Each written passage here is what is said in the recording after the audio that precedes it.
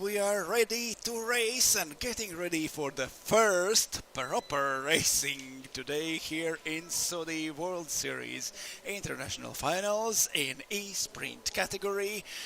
We have already our first winners, the winners of qualifying before the first heat, and also the best lap time of qualifying gets the 2 bonus points for overall ranking, because overall ranking in a Saudi World Series E-Sprint will be combined from qualifying bonus points, from heats points, and from the finals points, and then at the Saturday evening, we will know who will take the crown, who will be electric karting champion in Saudi World Series, in a E-Sprint Cup, in a kids category, in a junior category. So now the winners of the qualifying has received their awards, and already the winner of the E-Sprint qualifying, Victor Poiret, is ready to race. He is in a go-kart number 27 and got pole position in a first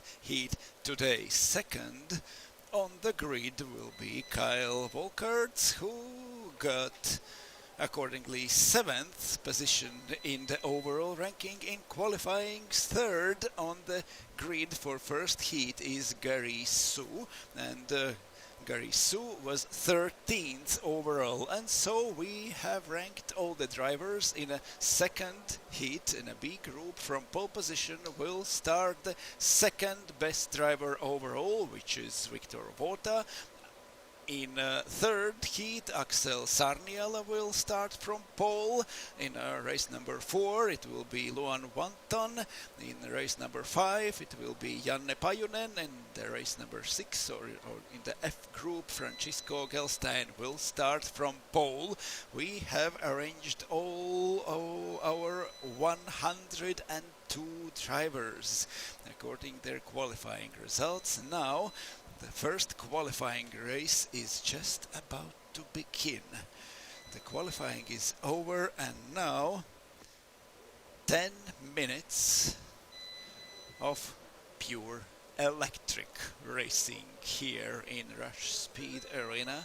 We have 701 meter long racetrack with multiple levels, with the wave sections. We are going uphill, we are going downhill. We have boost available for 5 seconds for each lap, and each driver has to think carefully when and where to use the boost, because they were advised to not use the boost on the wave sections, because you actually can jump with the go-kart, so powerful they are. In E-Sprint category we have brand new, so the RSX2 kartings, and juniors and kids will be racing with so the LRX2 go-karts. And now 17 drivers ready for the first race of this day. We are going out on the track. Here in the first group is Victor Poiret, here is Kyle Volkerts, here is Gaetano Puleo, Thomas Reis, Donovan Rocha, Jacek Roszyński, there is Gary Su, and a lot of drivers. Now we are trying to arrange them according to their starting positions. So Victor Poiret got the absolutely best lap time. He, Victor Vota, and Axel Sarniala were the only ones who went under 59 seconds in their qualifying lap. Axel Sarniala was even faster in the morning in a free practice, but was unable to repeat his lap time in the qualifying. He missed by 0.2 of a second, and that was enough for Victor Vota and Victor Poiret to get in front of him.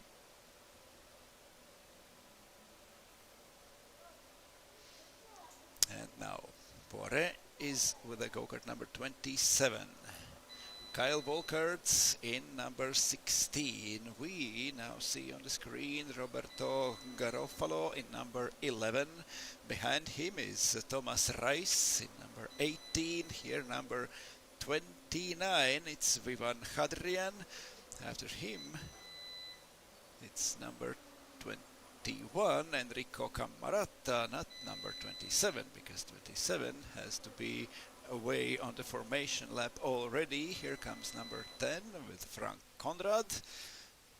Number 23, it's Jacek Rosinski. And here they are forming the starting grid, the starting order for the first race today. Number 33, there goes Rafael Angoman, the Indonesian driver from Kart Inc. The judges are going to their positions. We start real racing now. The free practice and qualifying is over now. Wheel-to-wheel racing with a rolling start and a race for 10 minutes. We will keep the same groups for second heats, but there will be different qualifying with only 2 flying laps before the second heat of the day. But that will be quite later. That will be about 6 o'clock in the evening. Now we are ready to start our first real wheel-to-wheel racing here in Rush Speed Arena. The drivers on the formation lap here through the corner number 5, steep uphill and then going down before hard braking in front of turn 6, which is very tight and 180 degrees. It's probably the most harding area in this track. Right after the downhill, they have to brake hard for turn number 6 and keep the good line through into the turn number 7 on the left side. Then the short S through the next corner, and here, corner number 8, we are going back into the building. The sun is shining outside, the track is lit inside, of course, but anyway, the light changes are dramatical, going outside and going inside.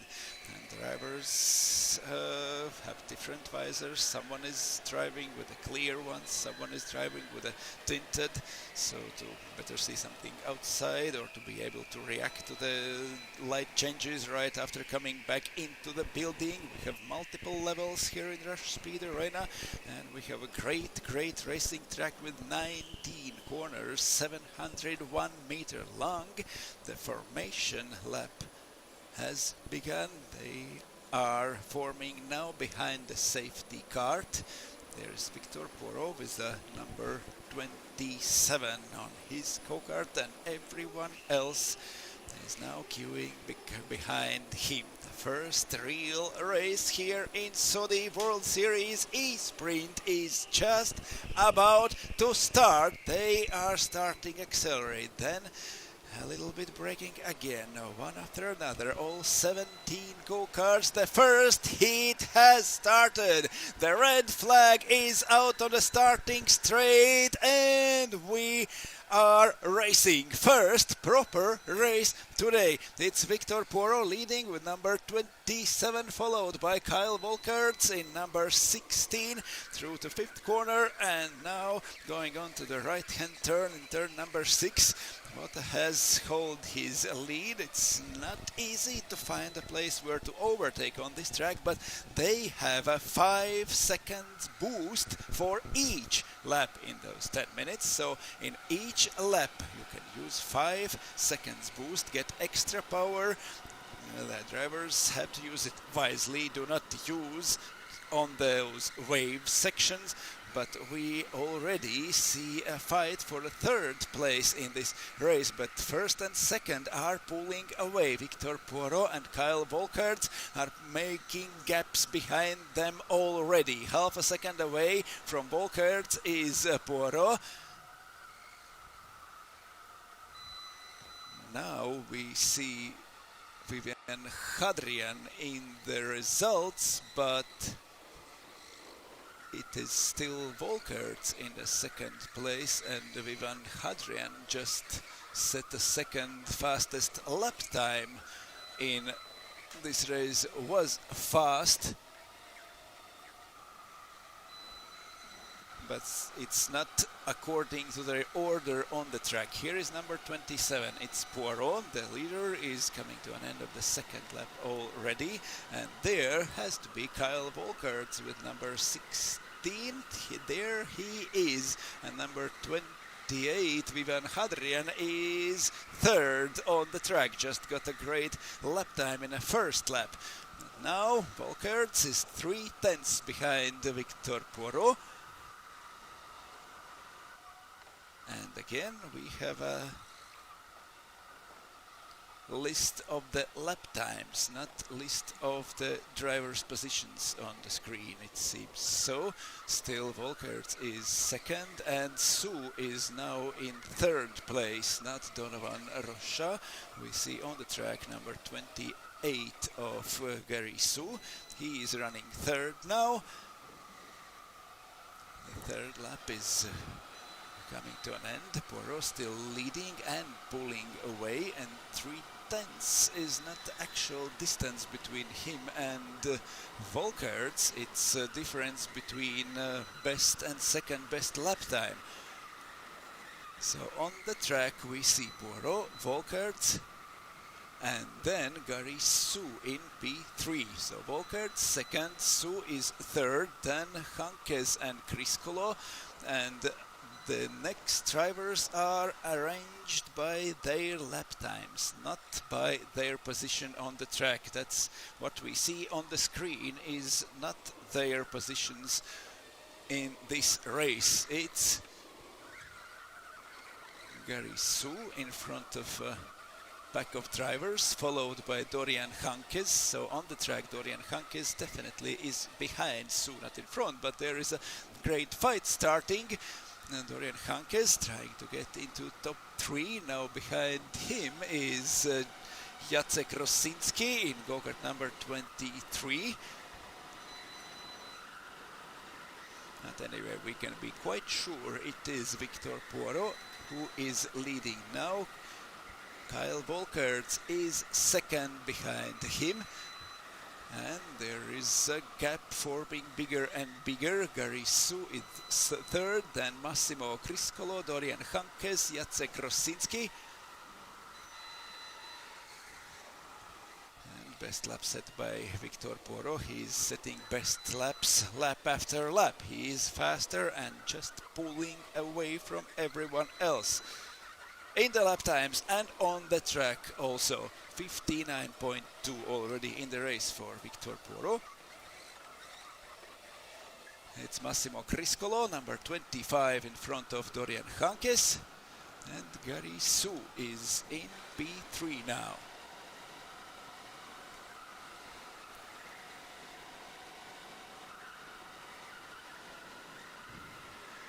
Five minutes left in this first heat. It's a hard battle now between Massimo Criscolo and Dorian Hankes. Fight for fourth position, and they are fighting each other and losing ground to Gary Sue. The number 28 is pulling away. In front of them, Kyle Volkert is in second place, but Volkert is alone in the second place. Here we see the gaps here. It's Poirot, Volkert, and then Gary Sue, and Criscolo and Hankes fighting for P4 and P5 on the track now. That's the closest battle in the top 5 now.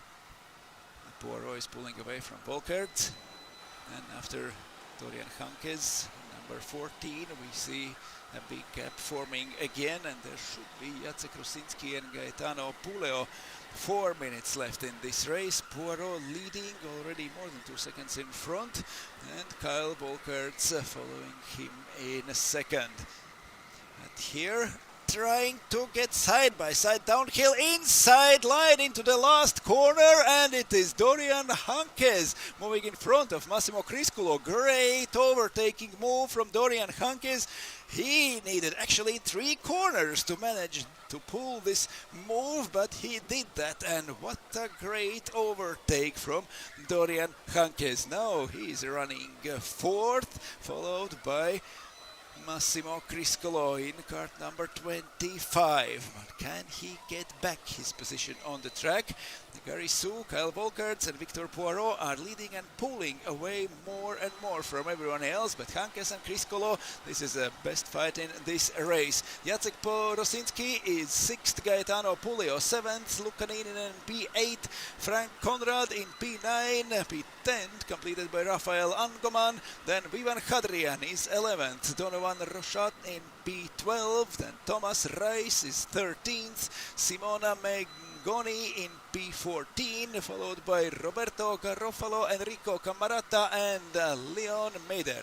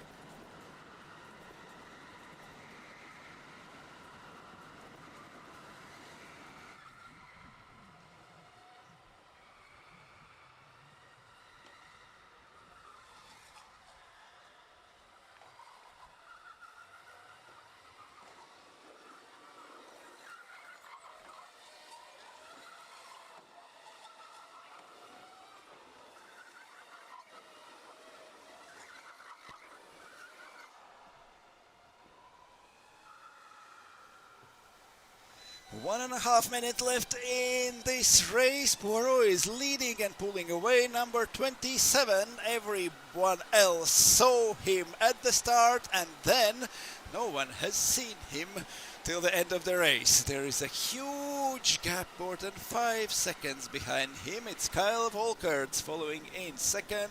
It's Gary Su in P3. Great fight with Dorian Hankes and Massimo Criscolo for P5 and P4. Then Jacek Rosinski, Gaetano Puleo and Luca Niininen in 6th, 7th, 8th places, and Frank Conrad is also joining this party. There's the fight for 6th, 7th, 8th and 9th positions on the track. Now we are in the last minute of this race. Poirot is pulling away. Number 16, it's Kyle Volkerts in a second place. A smaller gap behind him, Gary Su and Dorian Hankes in P3 and P4, and it seems like Dorian Hankes is pulling to the top 3, and we have a last minute now on the racetrack. But if the race could be longer, maybe we would see a fight for the third place between Dorian Hankes and Gary Su with a very fast laps. Dorian Hankes is closing into top 3. There is only 1 second left between him and Gary Su in P3, but in the final lap goes Victor Poirot. Kyle Volkerts following him 7 seconds later. That's a huge gap for Victor Poirot. Gary Su is third, and only 0.7 of a second behind him is Dorian Hankes. There is number 28 and 14 fighting for top 3 position now. Victor Poirot is coming to the finish line, back inside the building, the last corners before the end of the lap, and the checkered flag is already waiting for him. Here is the fight for positions from 6th till 9th. There is Rosinski, Puleo, Niininen and Conrad. And here through the turn number 15 goes Victor Poirot, and setting the fastest lap time in the last lap of the race. Here is the checkered flag. Victor Poirot takes the win, more than 7 seconds in front of Kyle Volkerts. Gary Su and Dorian Hankes fighting for P3 through the last lap. Su takes third, Hankes is fourth, Chris Kulo manages to hold in P5, then Rosinski sixth, Puleo seventh, Ninen eighth, then Konrad and Rocha at the end of top 10, Adrian Angoman, Reis, Mengoni takes P14, then Camarata, Garofalo and Leon Meeder in P17. The first heat is over. The drivers are coming back to the pits, and very soon we will see the first race of kids category.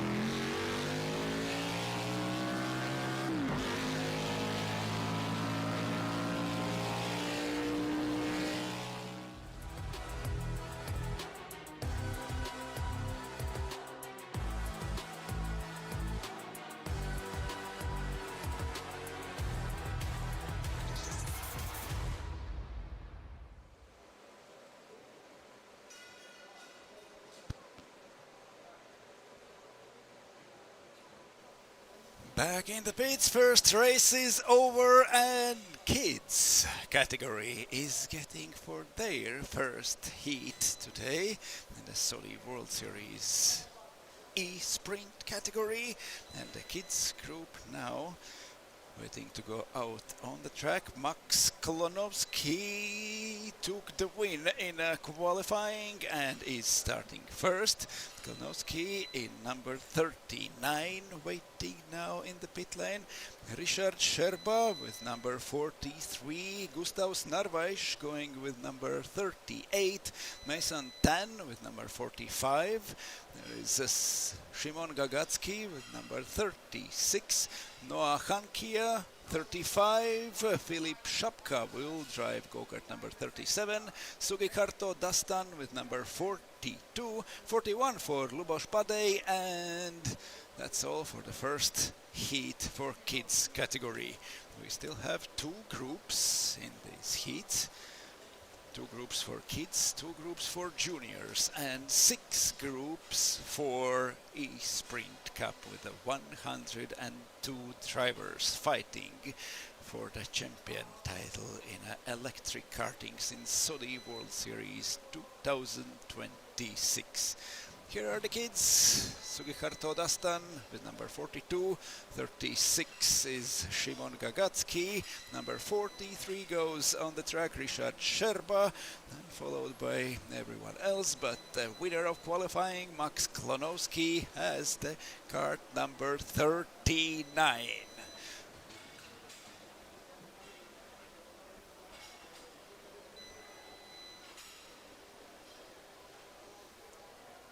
Here they are stopping for the safety cart, and then they will be arranged according to their qualifying order.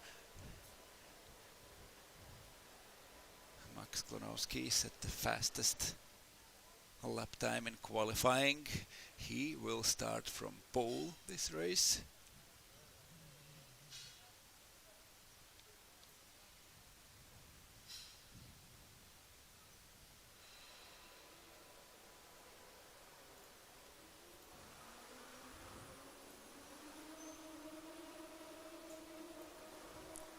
Here they are, letting through according to the starting numbers.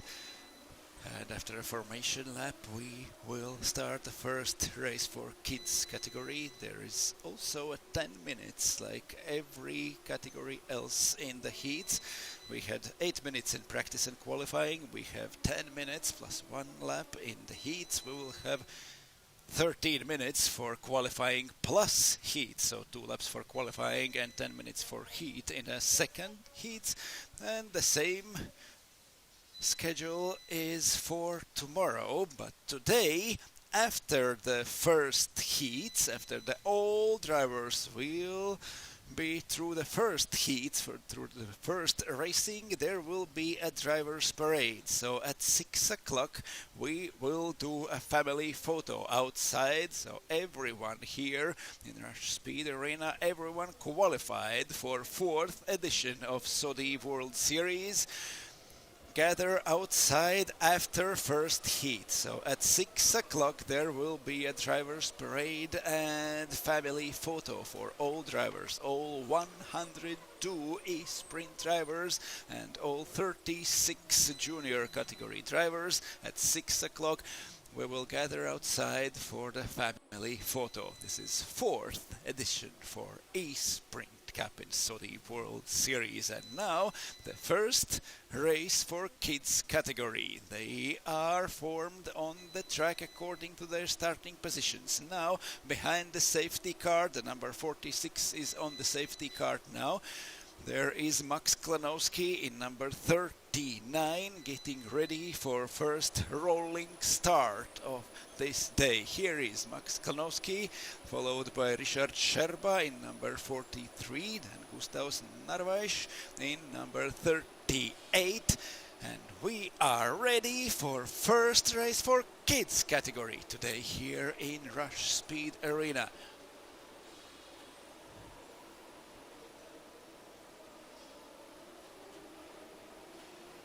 Through the waves, down and up here through the 15th corner.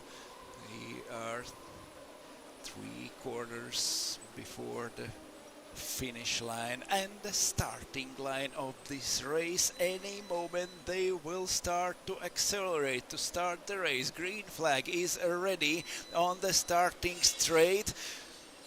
The drivers are going through the corner number 18, through the penultimate corner already. The safety car is a little bit in front. Max Klonowski trying to find the right moment when to start to accelerate and run away from everyone else.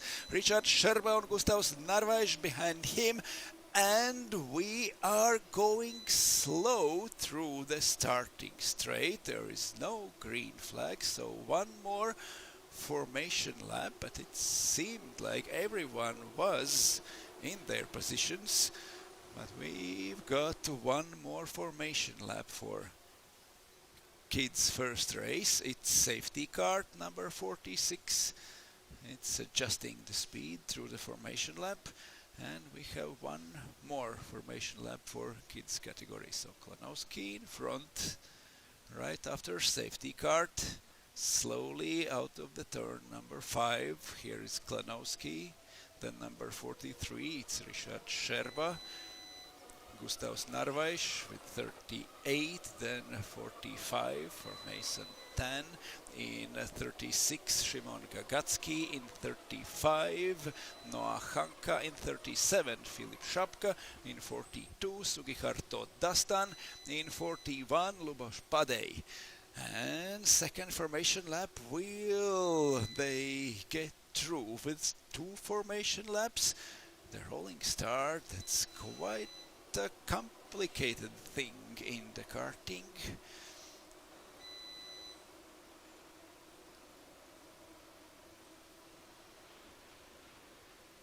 Here they are going through up to the second level now through the turn number 14.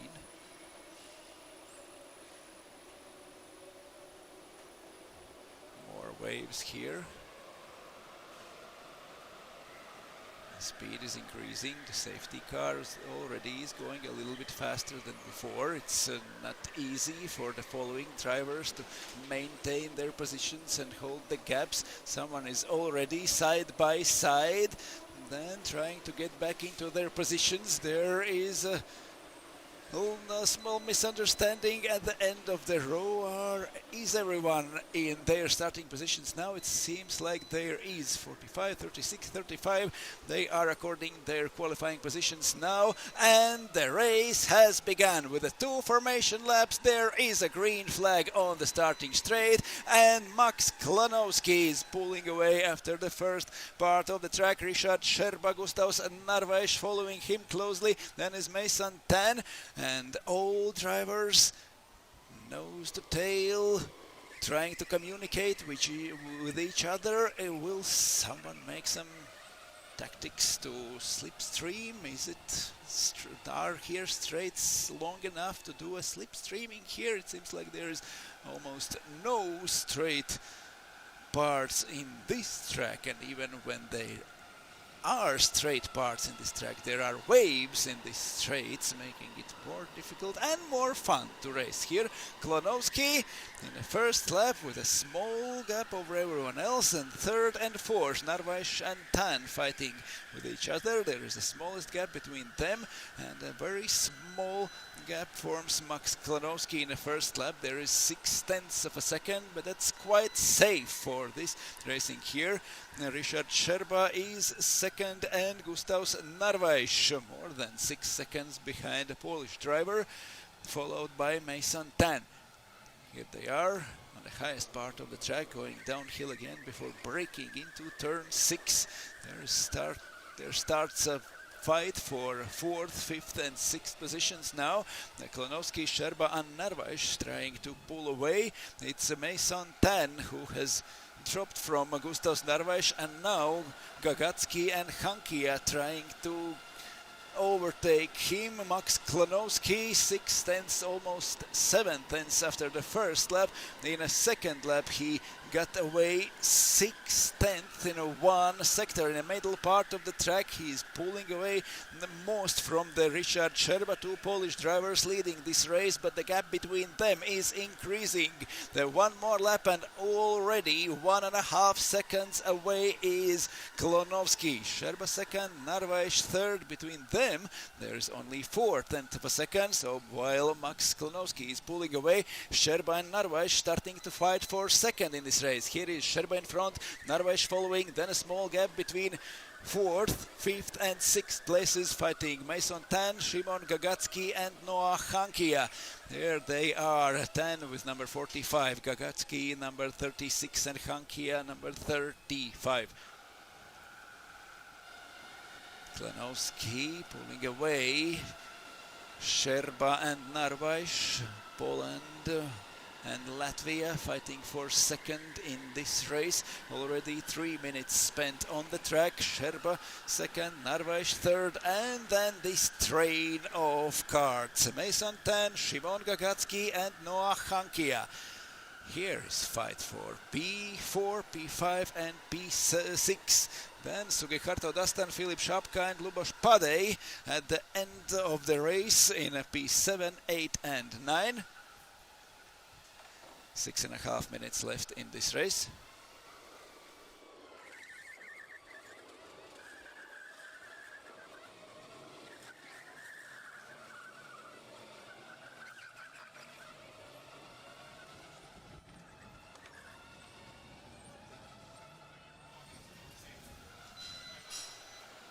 6 minutes till the end of this race.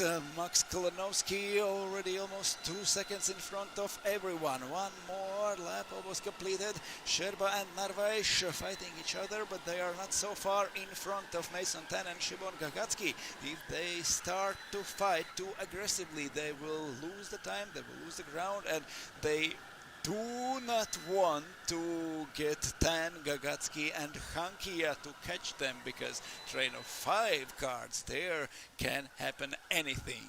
Now 2 seconds gap for Klonowski, Sherba and Narvaez. Here they are going uphill through the turn number 5. Klonowski is pulling away, 2 seconds gap for him, but only tenths of a second between Sherba and Narvaez fighting for second and third. Here downhill comes Mason Tan with 45, then Szymon Gagacki and Noah Hankia. 3 drivers fighting for P4, P5 and P6. There through the turn number 8, jumping the car Mason Tan. No one has managed to get past him. We are halfway through the race, 5 minutes left till the end. Klonowski still pulling away, setting best lap times lap after lap. Now 1 minute and 0.6 seconds is best lap time. No one else has done it under 1 minute 1 second. And in this lap, Richard Sherba does exactly that. 1 minute 0.6 seconds, and he pulls away from Gustav Narvaez. This 6th lap is a little bit slower for Narvaez, and we see the gap. There is the gap between a second and third, between Sherba and Narvaez. Some mistake in this lap for Gustav Narvaez, and it seems like Richard Sherba now has almost 1.5 seconds gap between him and Narvaez. But Mason Tan, Szymon Gagacki and Noah Hankia, 3 drivers on the track fighting from the first lap. No overtaking moves so far, but it seems like Gagacki is ready to do something. He's trying to go inside in a lot of corners already, but he cannot afford to risk too much, because if he makes a mistake, if he does a wrong line, there is Noah Hankia from Finland following him very, very closely. 3 drivers, P4, P5 and P6. Here comes the leader, Max Klonowski, 2.1 seconds in front of Richard Sherba. It seems like Klonowski sets Klonowski still is running his best lap times, but Richard Sherba is closing in a little bit. No news from P4. Gagacki still trying to find the line to overtake Mason Tan. Still holding his 4th position, now trying different lines. Was it defensive already? Mason Tan trying to defend his position can lose even more time. Also, we have to remember they have a 3 seconds boost for each lap. In a grown-ups in a e-sprint category, we have 5 seconds boost for each lap. In a kids and juniors category, we have 3 seconds boost, extra power for each lap. But the driver has to decide when to use the boost. Use it driving uphill, use it driving downhill, when to use it, not to use it on the waves, so not to jump and not to lose the direction in the track. 2 minutes left in this race, 2.5 seconds in front is Max Klonowski. 2 fast laps from Richard Sherba. He got away from Gustav Narvaez, but is not able to close the gap to Max Klonowski. So 2 Polish drivers now in front. Latvian Gustav Narvaez third. Mason Tan from Indonesia is in P4.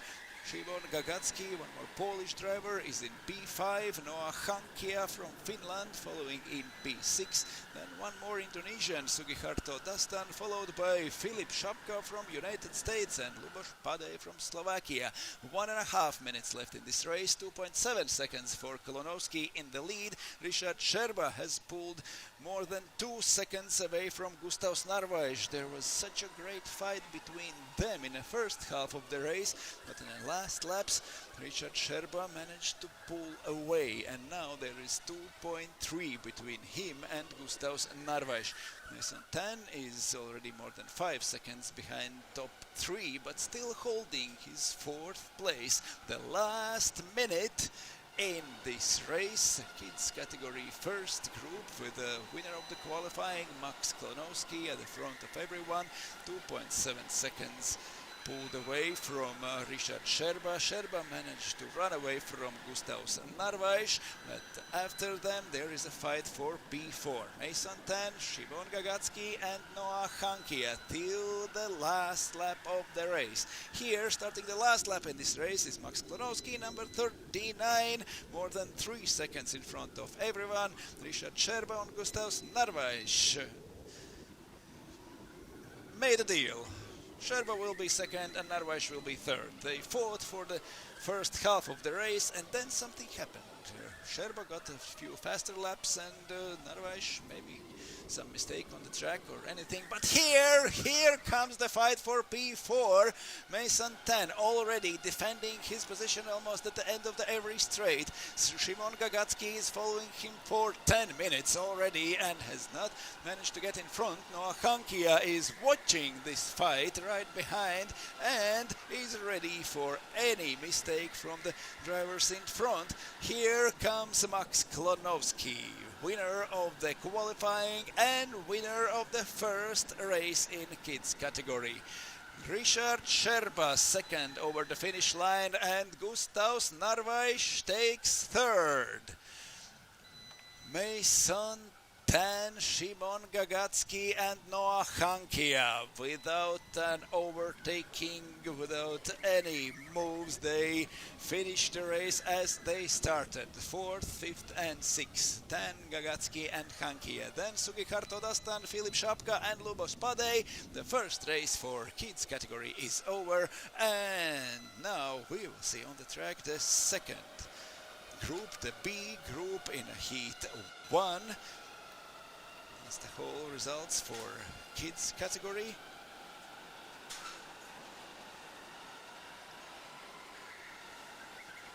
The winner of the qualifying, no one can match his speed in the race 2. The two Polish drivers congratulating each other. P1 for Klonowski, P2 for Sherba. Klonowski just was faster and pulled away. Sherba has to fight with Narvaez to get his second place in this race. The cooling down lap completed. Sherba goes back into the pits. There goes Gustav Narvaez and Max Klonowski. Everyone is returning to the pit lane. The kids category first group, their first race have finished, and so the LRX2 karts are returning to the pit lane, and very soon we will see on the track the Saudi RSX2 go-karts driven by 17 drivers of the E-Sprint finals. The second group, B group of first heat, now going out on the track. Here we will see Natalia Astalosova. On the track will be Rafael Bro, Krister Collin, Igor Dibak, Nicola Di Bernardo, Jamil Issa, Filip Jursa, Karmo Kerb, Edward Keziks, Mars Liepinch, Loic Martin, Giorgio Pagoria, Igor Ross, Karl Skaini, Morga Tevena, Victor Vota and Lorenzo Zaninoni. That's our list for the Group B in the first heat.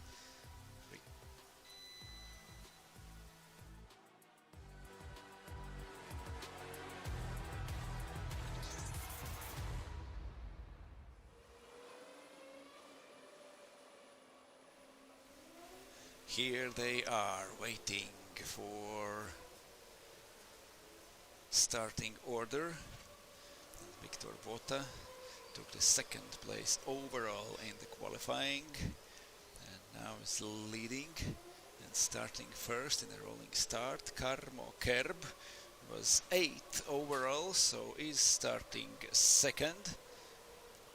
Then Carlos Caini, Edwards Kesix, Filip Jursa, Hugo Ross, Giorgio Pagoria, Mars Liepinch and Loic Martin, followed by Rafael Bajo, Lorenzo Zaninoni, Krister Colin, Morgate Vena, Natalia Stalosova, Jamil Isa, Igor Debash. And here they are following the safety car, number 19 on the safety car, number 30 for Victor Vota, number 10 for Karmo Kerb, number 29 for Carlos Caini, number 15 for Edwards Kesix, 27 Filip Jursa, 33 Igor Ross, 23 Giorgio Pagoria, 21 Mars Liepinch, 14 Loic Bartan, 34 Rafael Bro, 11 Lorenzo Zaninoni, 28 for Krister Colin, 20 Morgate Vena, 22 Natalia Stalosova, 18 Jamil Isa and 25 Iko Dibak. Formation lap, we needed 2 formation laps for kids. Now we will see, will the grown-ups do better? Will there be enough with the 1 formation lap as in a group A, where the winner of the qualifying took the win, Victor Poirot. Now the second fastest driver in qualifying, Victor Vota, with number 30 on his go-kart, is now right behind the safety car. Safety car has got number 19 and is in front. Karmo Kerb, Estonian driver, with number 10. Then Carlos Caini and Edwards Kesix with number 14. Our leaders in the second part of the track, coming to an end of the formation lap.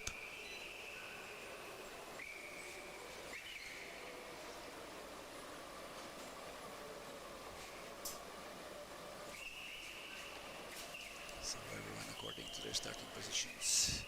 Colin, Tevena, Nastalosova, Nisa, Dibak. Number 16, Nicola Di Bernardo, the driver from United States of America. There are a lot of crashes in the penultimate corner, but anyway, there is a green flag at the end of the straight and we start racing. Where was everyone in their starting positions at the end of the group? But it doesn't matter now. Karmo Kerb is fighting and losing second place now. Victor Vota is pulling away, but it is Carlos Caini who has started great and now is up to second place, followed by Filip Jursa. Jursa was 6th on the starting line and now is up to top 3. There is Karmo Kerb pushed wide, 2 corners in the 7th and in the 8th corner. Kerb is pushed wide and now is losing places. There is a yellow flag on the track. Something wrong with Hugo Ross. He now is going last outside, out from the 8th corner on the track, and after the first lap Victor Vota is leading, and he is really lucky to be leading and not to be in the mess that was behind him. There was a fight for a 2nd, 3rd, 4th, 5th, a lot of places. Carlos Caini got up to P2, Filip Jursa from P6 to P3. That could be the biggest advantage during the 1 lap we have seen so far. Edwards Kesix maintained 4th position. Lorenzo Zanidoni is in P5. Loic Martin up to P6, followed by Giorgio Pagoria in P7. Then Morgante Vena is 8th. Karmo Kerb down to P9, losing 7 places in 1 lap. What a poor start for Karmo Kerb. Can he do anything in the remaining laps? There are overtaking moves at the end of the group. There is Hugo Res, Nicola Di Bernardo, Igor Dibak fighting for last places. There is number 15. We see it's Edwards Kesix, 2nd, 3rd, 4th positions. Victor Vota already 3 seconds away. Victor Vota got away, and while everyone else were fighting for positions on the track, Vota's gap is now just unbelievably big. 3 seconds already in a second lap of this race. But we have a great fight for second, third and fourth. Skaini, Jursa and Keziks. 29, 27 and 15 fighting for top 3 on this race. Lorenzo Zaninoni 4.5 seconds behind Keziks, so there is one more group of drivers, Zaninoni, Martin and Pagoria. Here Jursa trying to go side by side with Karel Skaini, just not enough speed for him. Filip Jursa in front of Keziks. Keziks also trying to join this battle. Where is Skaini? Did he pull away? Where did they? Yes, they lost. Karel Skaini now is almost 3 seconds, no, 2 seconds in front of Jursa and Keziks. So Skaini got away. Jursa and Keziks fighting for third and fourth positions now on the track. Here they are going downhill. Keziks trying to be side by side. Defending his position is Filip Jursa. Jursa in the middle of the track before braking for the corner number 6, and so managing to hold his position. Keziks now fighting for P3 in this race. They are fighting so hard that Karel Skaini got away already 2 seconds in front of them. Before a lap they were 3 drivers together. Now here we have only 2. Also Zaninoni and Loic Bartan fighting for P5 behind them. Giorgio Pagoria lost the ground to Loic Bartan and now is 1 second behind in front of Rafael Bro and Mars Liepinch. Liepinch now in P9 in front of Morgan Tevena, but Keziks still fighting for P3 in this race. And Keziks is in front. Filip Jursa now is fourth. At the end of previous lap, Edvards Keziks moves into top 3. We have 5.5 minutes to go in this race, and Edvards Keziks is third in front of Filip Jursa. Can they catch Karel Skaini now? There is a huge gap, and now a little bit less than 2 seconds. As soon as Edvards Keziks got in front of Jursa, they are starting to close the gap to Karel Skaini, but can they catch him? There is less than 2 seconds. They are a little bit faster. There is a fight behind. It is Hugo Ross in a P14. There is Di Bernardo, Kerb, Ross, Di Bak, Astalosova and Krister Collin, separated only by a few tenths of a second. There is a fight from P12 to P17, and there are 6 cars, right, one after another.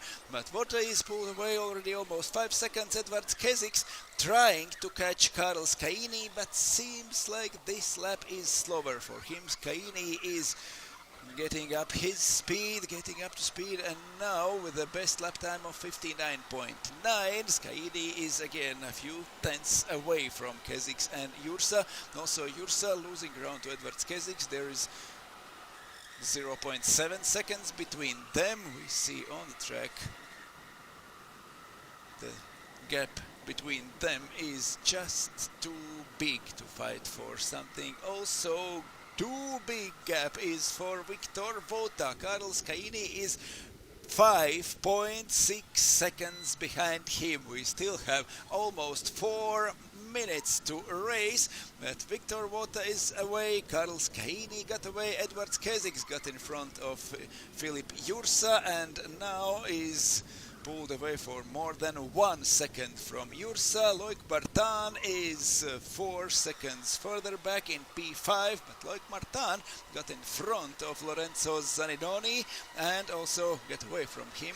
Now there is a gap for more than 1 second between Loic Bartan and Lorenzo Zaninoni. Zaninoni followed by Giorgio Pagoria and Rafael Bro. Mars Liepinch still in P9 fighting with Morgan Tevena in P10. Between Liepinch and Tevena there is only 1/10 of a second. Liepinch was number 21 and Tevena was number 20. 3 minutes left in this race. Victor Vota is leading. It's now 5.5 seconds in front of second place and more than half a minute in front of drivers fighting for P15 now.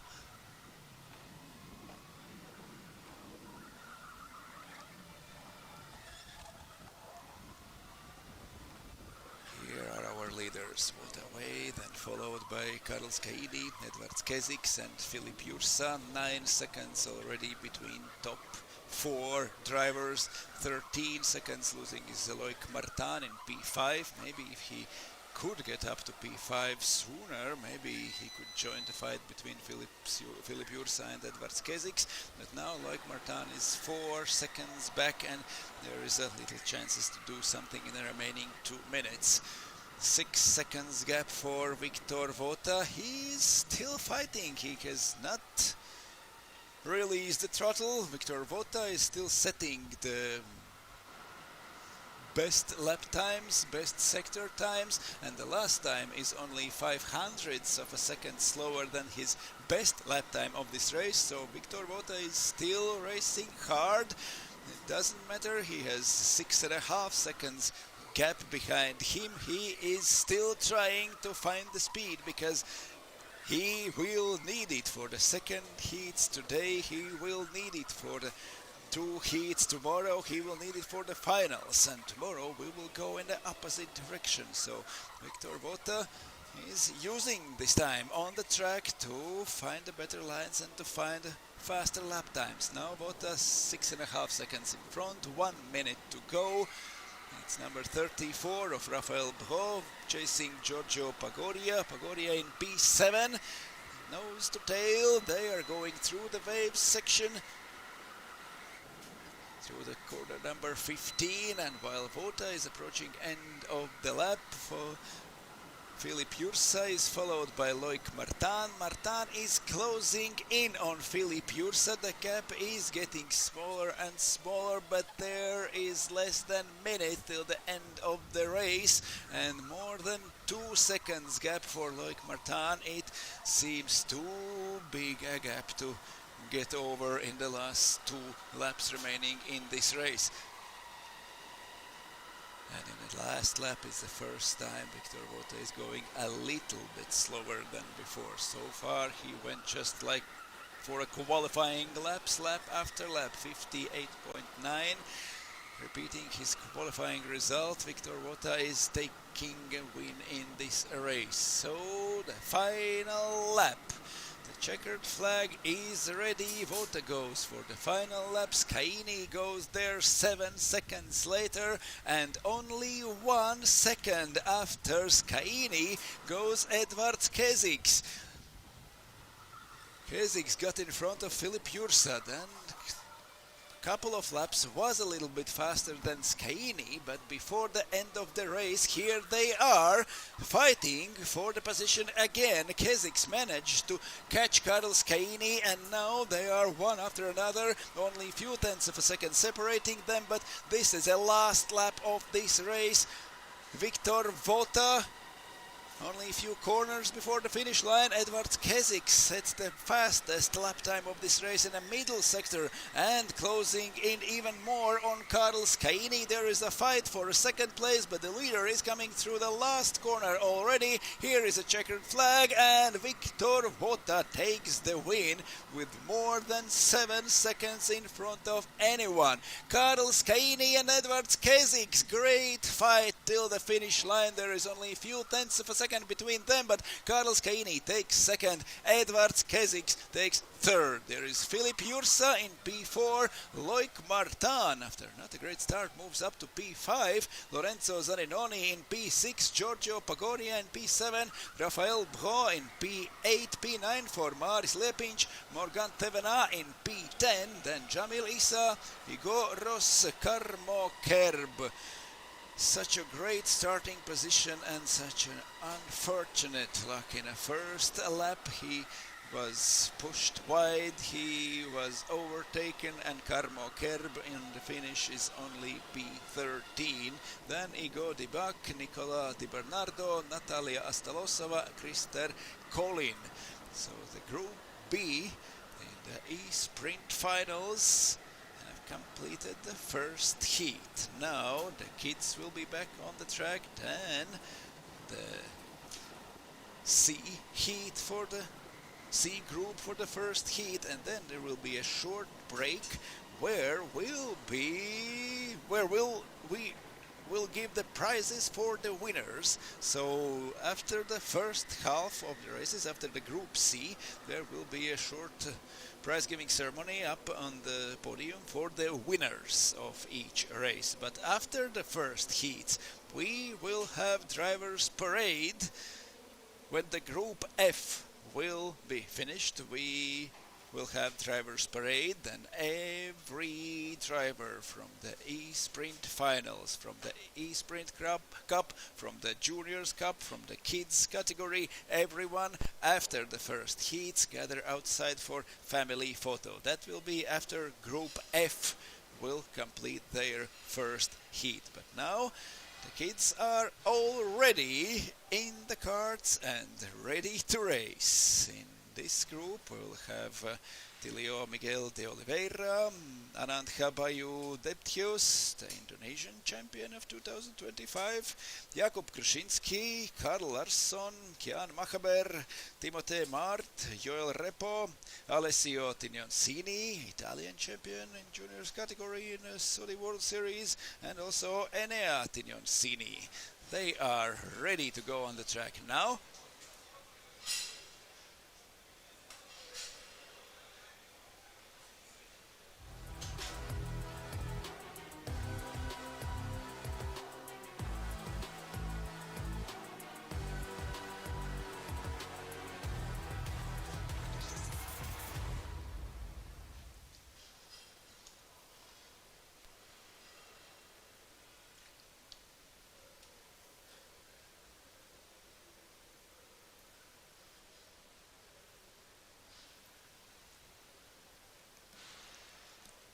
Kids in the pit lane. In the first race of kids category, it was Max Klonowski, the winner of the qualifying, who took the win.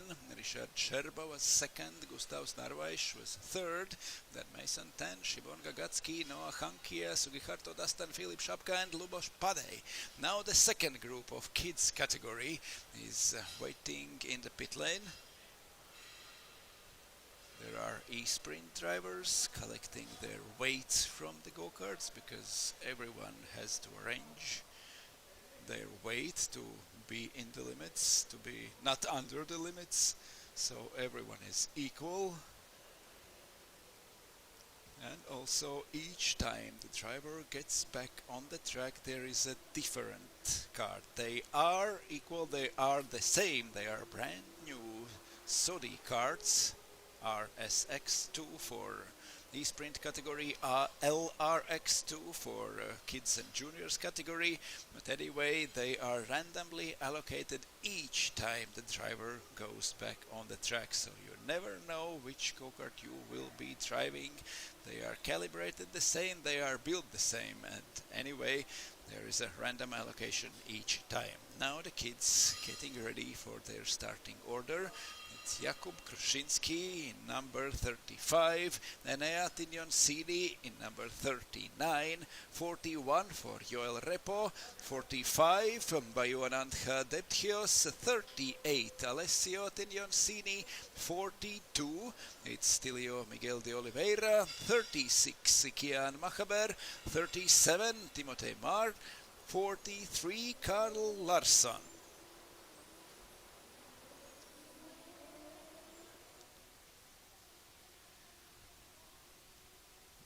Taking their starting positions for rolling start.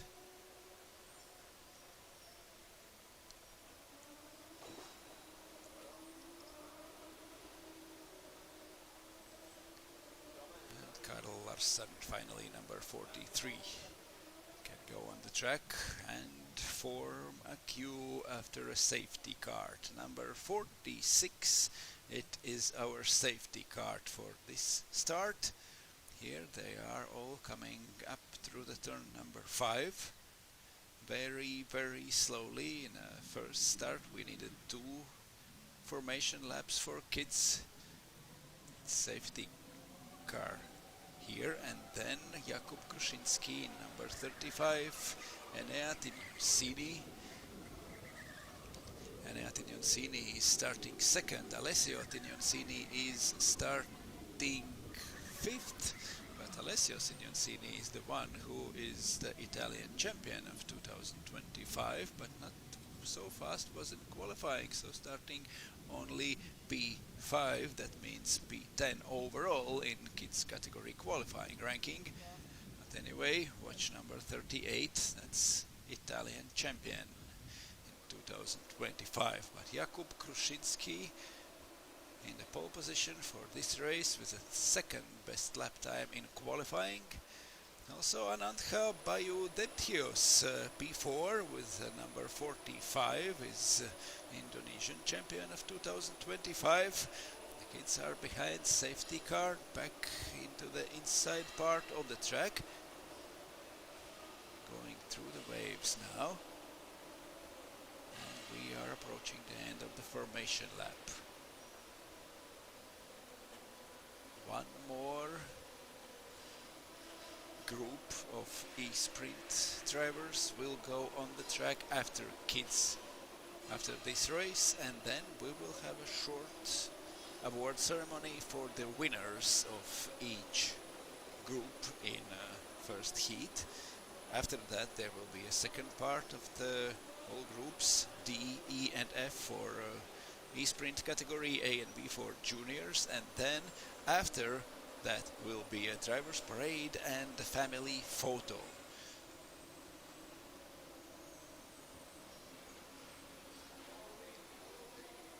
The yellow flag in the penultimate corner. We are at the end of the formation lap, and the green flag is out, and we start racing with a one formation lap. It is enough, and Jakub Kruszyński, Enea Tignoncini, Joel Repo, the first three karts here.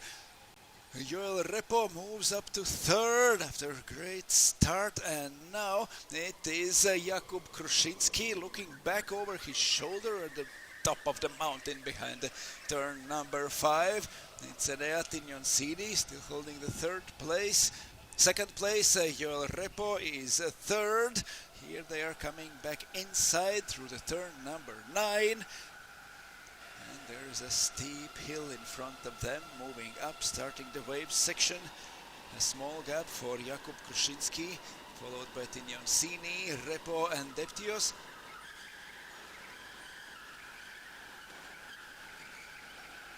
Even the kids category get enough speed through the turn 15 to start sliding. Even there is a great incline and great level in this corner, like an old Monza racetrack. And anyway, even kids get so fast up there that they are sliding through this corner. But here is Kruszyński with number 35 at the front, but too close. That thinks Jakub Kruszyński. Too close is Enea Tignoncini. Each lap looking back over his shoulder is Jakub Kruszyński. It's not enough with a few tenths in front of the second place, and Enea Tignoncini is trying to do something to get the lead in this race, to get the first place in this race. Here is a little bit bigger gap than before. Joel Repo is following Enea Tignoncini. Anantha Bayu Deptios, Indonesian champion, is in P4, followed by Alessio Tignoncini. Here comes Tilio Miguel de Oliveira in P6, then Kian Machaber in P7, Karl Larsson P8 and Timothée Mart in P9.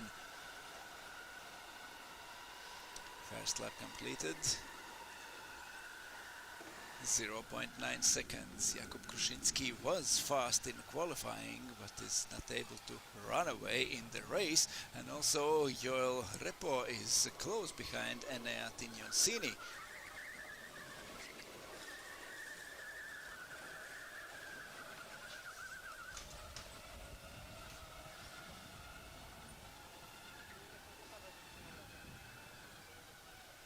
Here they are coming back into the building again. 7 minutes left, 3 already spent on the track. Jakub Kruszyński is still leading, number 35, and in second lap it seems like he is starting to pull away. There were only tenths of a second for first 2 laps, and now he is leading just over a second. After the first part of the track, he got away by 2/10 of a second in the first sector, by 1/10 in a second, and 1/10 more in a third, and now it's 1 point, almost 2 seconds for Jakub Kruszyński in front, only 4/10 of a second between second and third. Enea Tignoncini and Joel Repo fighting for second place now on the track.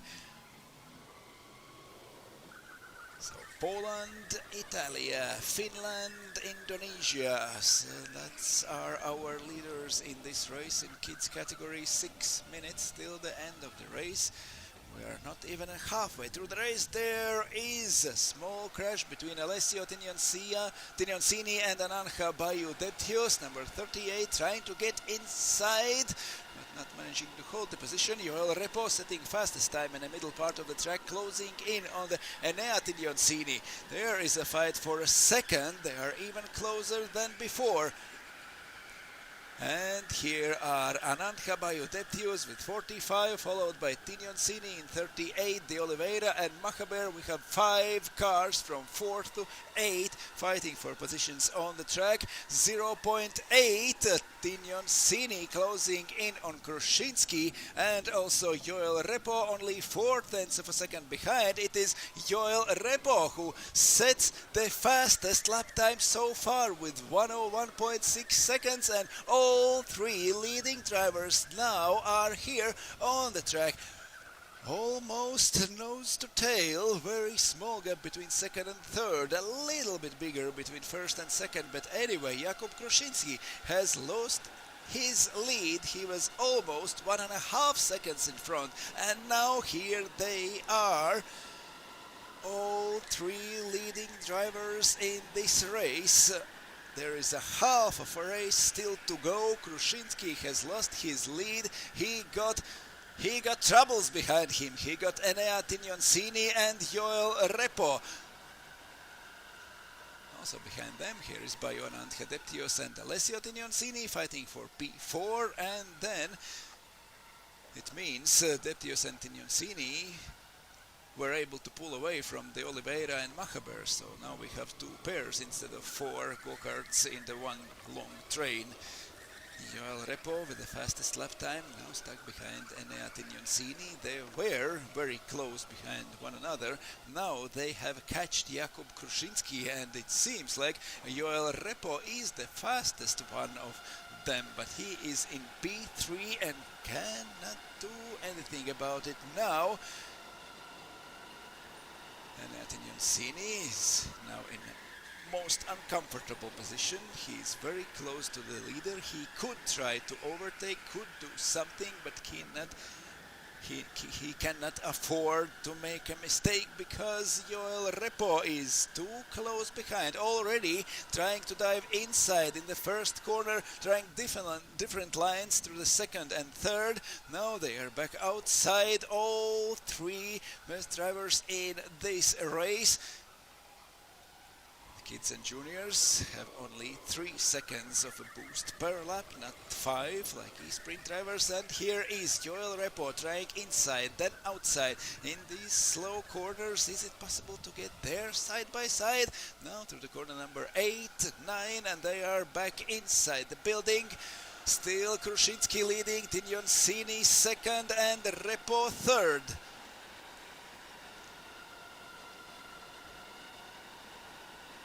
Through the halfway of the race, it almost seemed like Kruszyński has got his win and pulled away, but now he got Tignoncini and Repo, the first 3 drivers within 1 second. One more lap is completed, and Joel Repo still trying to find inside line, but is just not close enough to get side by side with Enea Tignoncini. Tignoncini defending his position and trying to hold with Jakub Kruszyński. There is a little bit by margin bigger gap between first and second, so Tignoncini seems like is more concentrating on defending his position, not to trying to attack Kruszyński.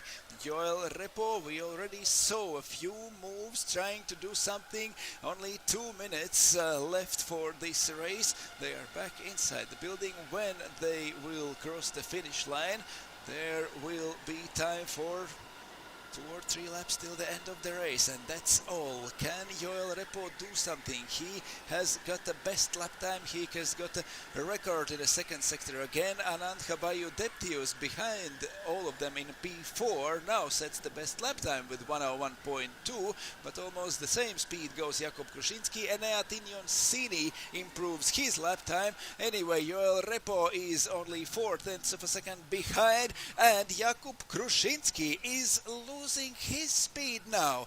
Now faster than Kruszyński in this lap was Tignoncini.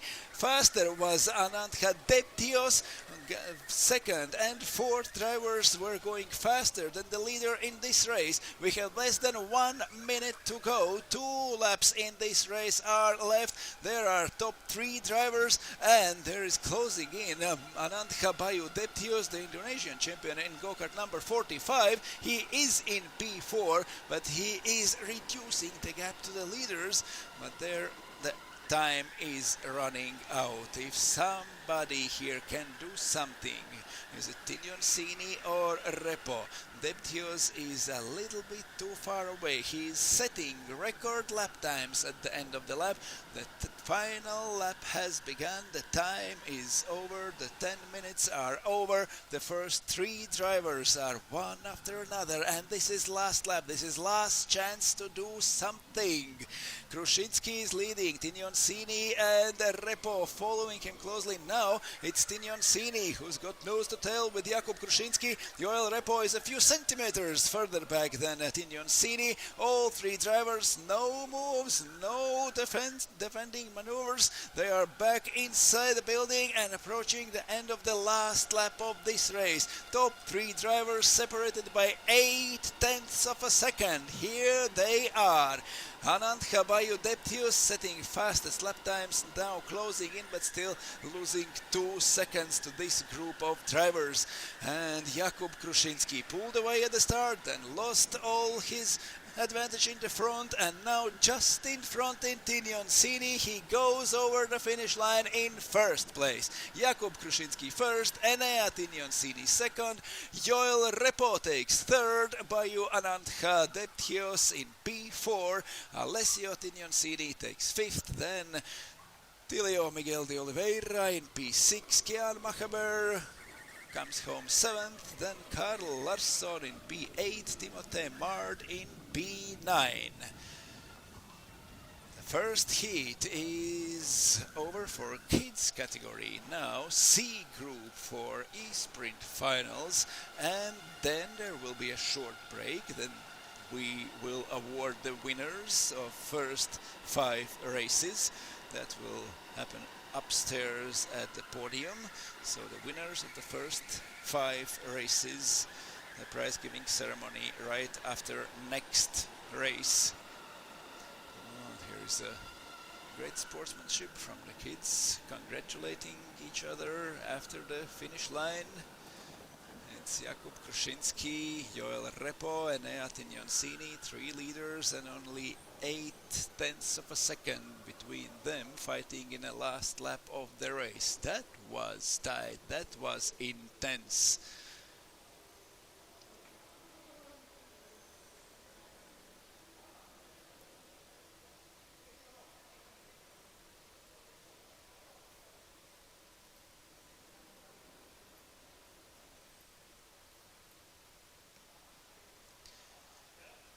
Sprint drivers ready and waiting in the pits. One more race in the first part of first heats. We will do a prize giving ceremony right after this race, when the group C will finish their 10 minutes race. Then there will be 5 more races in heat number 1. Then again short prize giving ceremony for the winners of each race only, and then at the next break we will have a driver's parade and family photo. Photo will take outside the building, there under the turn number 5, so everyone right after this race, after next race, after short prize giving ceremony for the winners, then we will gather for the driver's parade and family photo. That will be at 6 o'clock in the evening. Now it's a little bit less than 2 hours from now, 1.5 hours later, we will have a driver's parade and family photo for all the drivers. Now one more race and short prize giving ceremony upstairs for the winners.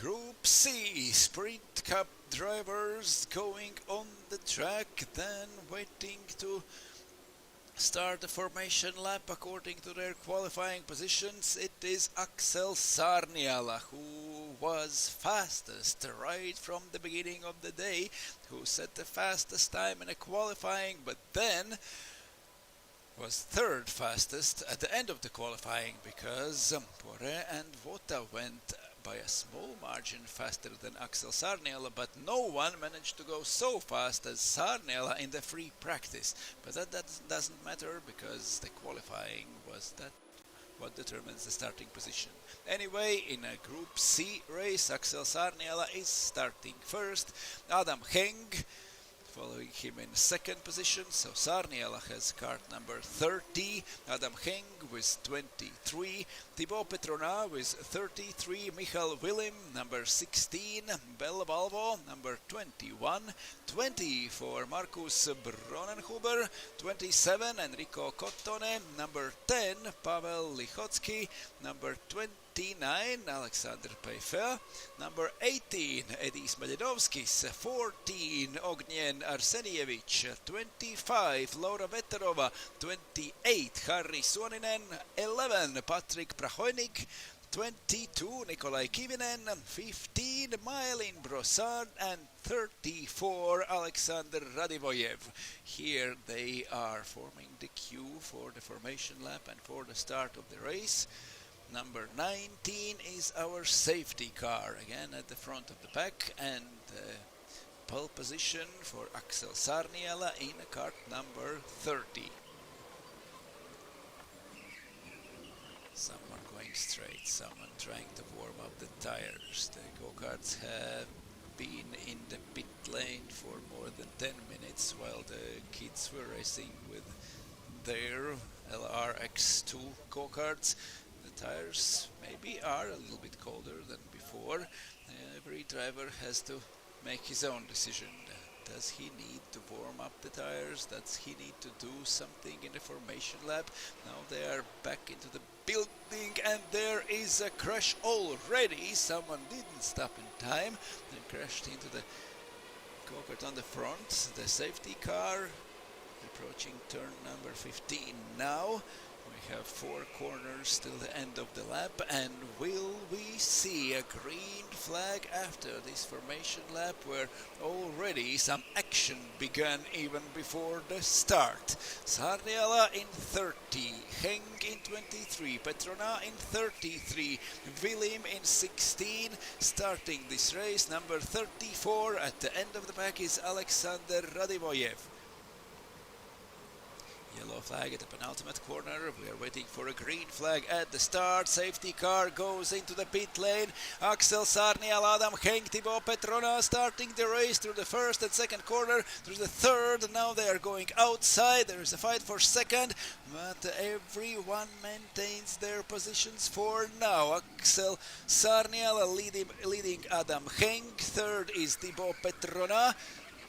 And here goes inside Markus Bronnenhuber, pushing wide Bell Valvo, and Bronnenhuber goes through in the turn number 6. And also with this one overtaking move, we already see a gap formating in this row of go-karts. Sarniala getting fastest time in the middle part of the track. Still not able to pull too far away, but Heng and Petrona now fighting for second. How fast will go Sarniala through the first lap? Now he was a little bit slower than Heng in the first part of the track, a little bit faster in the second, and after the first lap there is less than 1 second between first and second place drivers. Petrona still third.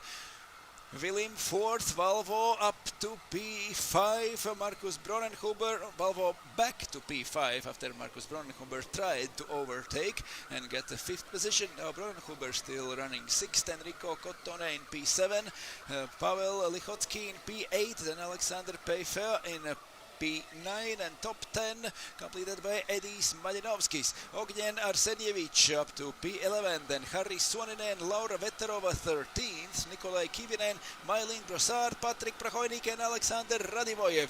That's the order after our first lap. The leaders are back into the house. Axel Sarniala leading, setting record times in different sectors of the lap. Adam Heng is 1 second behind him, and Thibaut Petrona trying to fight for second place. The first lap is over, and already 1.5 seconds away is Axel Sarniala, but only 0.2 of a second between Heng and Petrona. And this party is joined by Michal Willim, number 16. 3 cars nose to tail, one after another. There is 23 of Adam Heng, 33 of Thibaut Petrona, and Michal Willim, number 16. Here they are, P2, P3 and P4. Bella Valvo in P5 in front of Bronnenhuber, then Cottone, Lichotsky, Peifer, Malinovsky, Arsenjevich. There are almost 10 cars within only few tenths of a second between them. But here is fight for second position. Heng, Petrona and Willim. Petrona trying outside.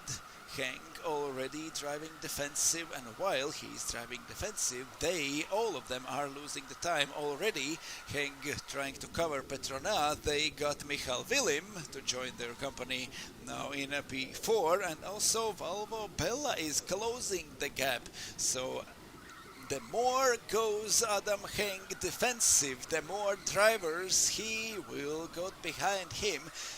Already there is Thibaut Petrona, now Michal Willim, and also Bella Valvo is closing in. There is less than 1 second, and we will have 4 cars, train of 4 karts, and still 6 minutes to go. It's not a great position to be for Adam Heng. He has to defend his position. Is Thibaut Petrona much faster?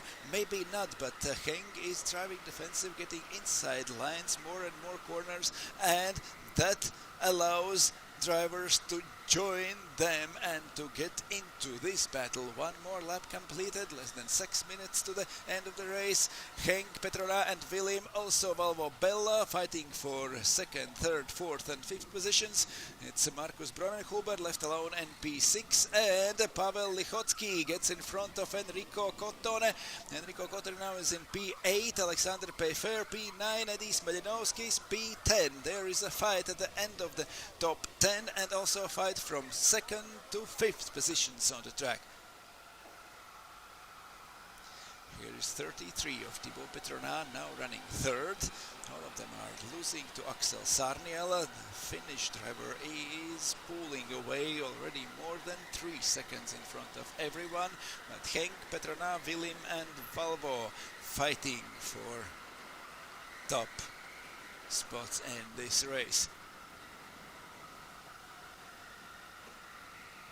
And going inside into the first corner, it's Thibaut Petrona going inside in Madame Heng and moving up to P2. Thibaut Petrona, he needed a few laps to get this position, but now he's in front. Can he pull away? There is 3.6 seconds till the leader. It seems unbelievable that he could catch the Axel Sarniala. Finn is just too far away, but can Thibaut Petrona pull away from Adam Heng and everyone else behind them?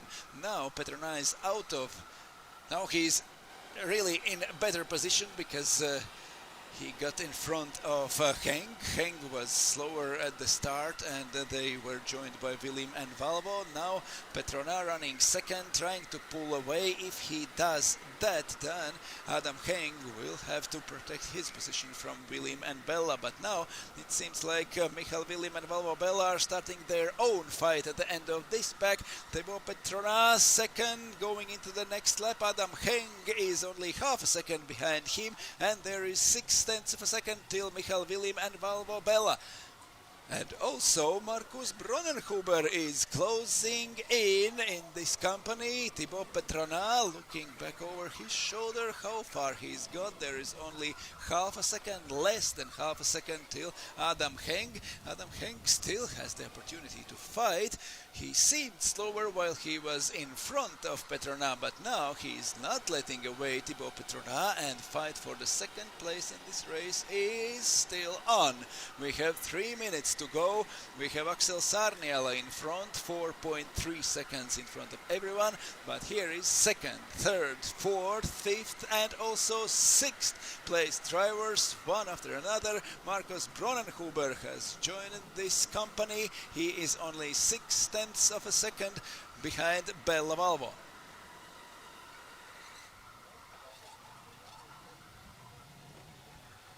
Last 3 minutes in this race. There is almost everything clear for Axel Sarniala. He is already through 6th and 7th corners. Here approaching 6th corner are Petrona, Heng and Willim. Bella Valvo and Markus Bronnenhuber. 5 drivers within less than half a second. So small gaps here, fighting for positions from 2nd till 6th. 2 minutes left till the end of the race. Petrona got in front of this pack and is slowly but pulling away from Adam Heng. He got half a second advantage at the beginning of this lap. Now they have completed the lap and there is 0.9 seconds for Thibaut Petrona, and considering how hard he has fighted all this race, 0.9 seconds already seems like a safe gap for Thibaut Petrona. He is running second now. Adam Heng is third and trying to protect his position from Michael Willim, Bella Valvo and Markus Bronnenhuber. Markus Bronnenhuber, number 20, last in this train. But Adam Heng is losing ground to Thibaut Petrona. We are getting to the last minute of this race. Almost 6 seconds away has pulled Axel Sarniala. 1 minute to go. Sarniala is over the finish line a little bit more than 1 minute before the race time. And Sarniala now starting penultimate lap of this race. And there is a warning for which driver we got the warning. It was Edis Malinowskis, maybe by his... We didn't see his number because it was on opposite side of the...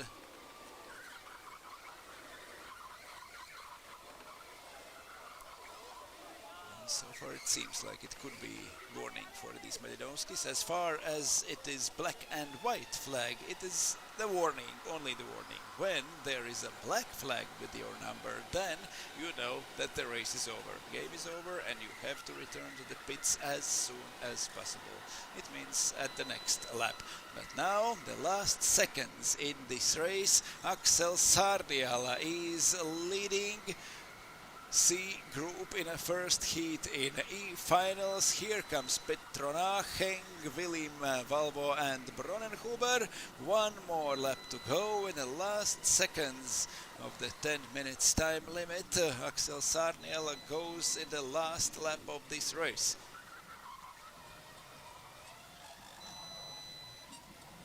Thibaut Petrona, then 8 tenths of a second. Adam Heng, only 4 tenths further Michael Willim. This is last lap, last chance to do something, but no one is trying to overtake. They have got their best speed out of their karts and there is no one trying to overtake, no one trying to do something on the last lap of this race. Axel Sarniala is almost 7 seconds in front of everyone. Thibaut Petrona got less than second, but anyway, comparably big gap already. Axel Sarnial takes the win, and the drivers who fought for the second place all the race, all 10 minutes. It's Thibaut Petrona who takes the second. Adam Heng holds his third position on the track, losing only to Petrona. Michal Willim is fourth. Belvalvo is in P5. Markus Bronnenhuber over the finish line in sixth. Pavel Lichotsky is seventh. Enrico Cotone P8. Alexander Peifer in P9. Edis Badinovskis in P10. Ognjen Arsenievich in P11. 12th is Harri Suoninen. 13th, Laura Veterova. 14th, Nikolai Kivinen. P15 for Mylene Brossard. Then Patrick Prahoynik and Alexander Radivojev. The C group has completed their first heat. Now we will have a very short break for about 15 minutes, and then we will start with 3 more groups of e-sprint finals and 2 groups of junior category. But now the winners of the first 5 races will receive their prizes at the podium. So a short prize giving ceremony now upstairs on the podium.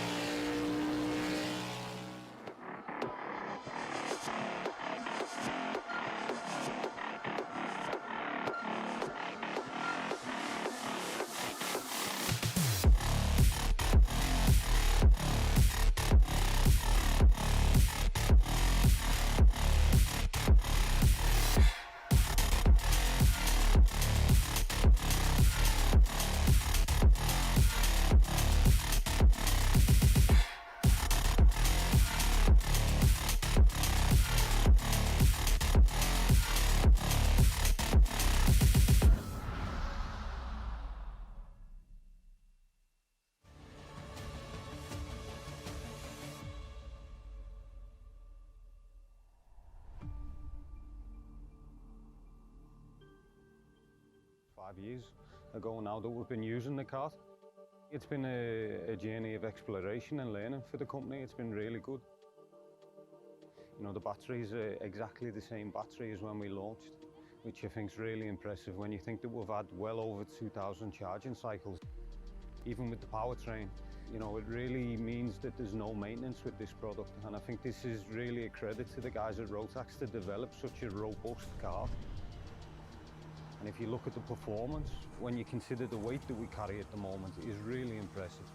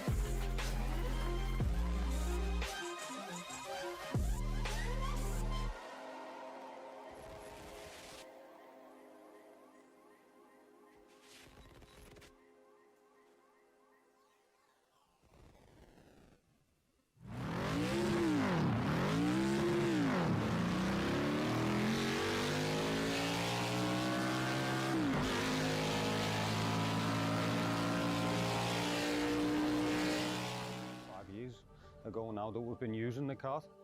It's been a journey of exploration and learning for the company. It's been really good. You know, the batteries are exactly the same battery as when we launched, which I think is really impressive when you think that we've had well over 2,000 charging cycles. Even with the powertrain, you know, it really means that there's no maintenance with this product, and I think this is really a credit to the guys at Rotax to develop such a robust car. And if you look at the performance, when you consider the weight that we carry at the moment, it is really impressive.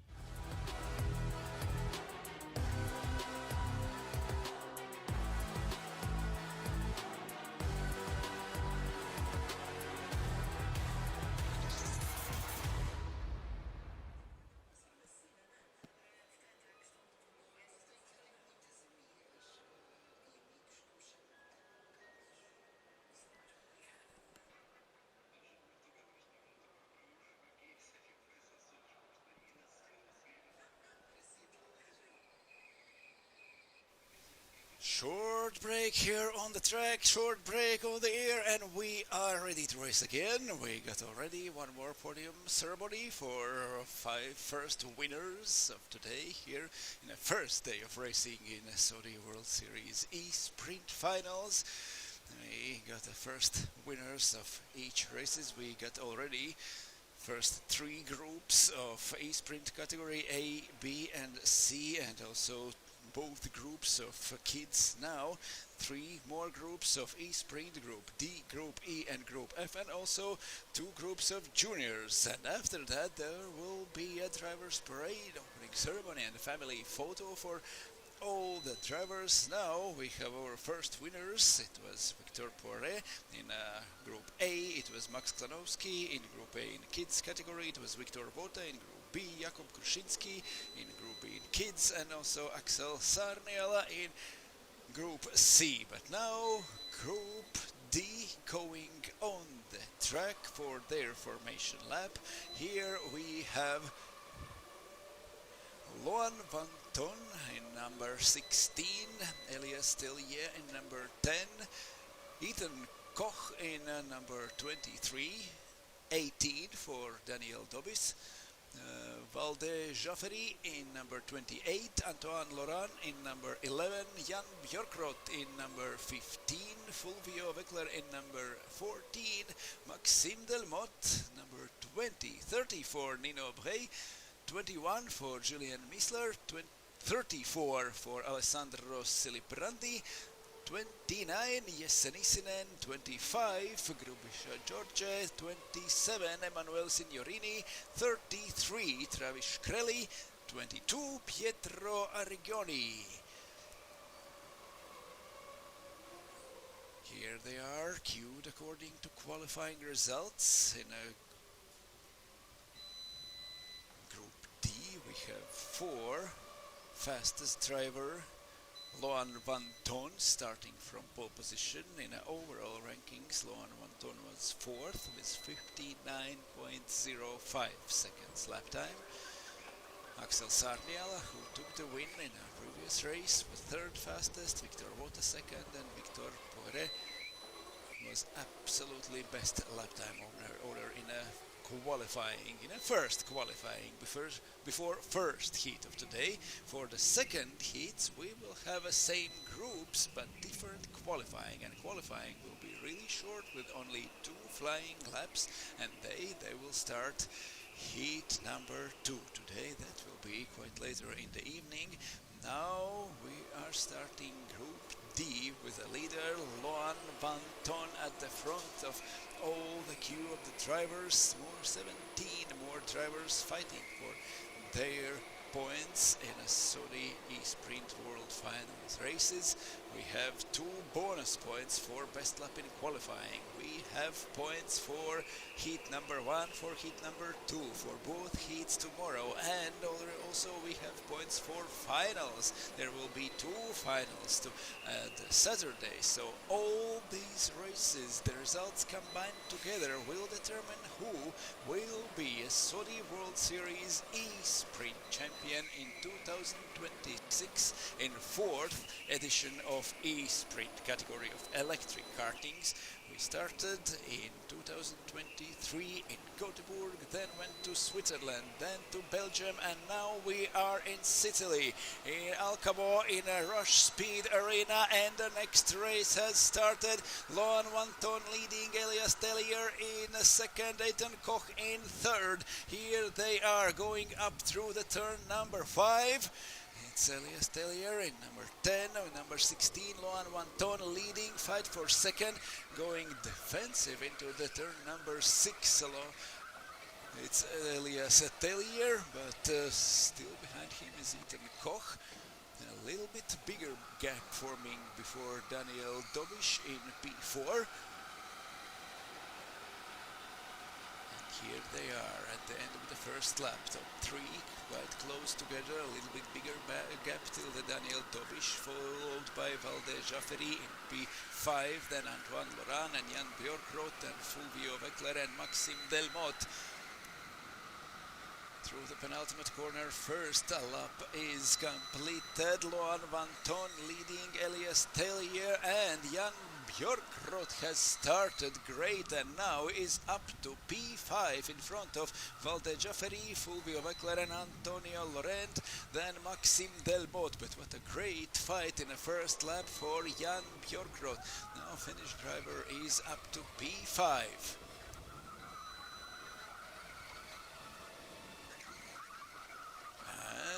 Was it defensive or was he trying to overtake the leader, Elias Tellier, going to inside before the 8th corner on the track? There is a very small gap between him and Van Ton, a very small gap between him and Ethan Koch.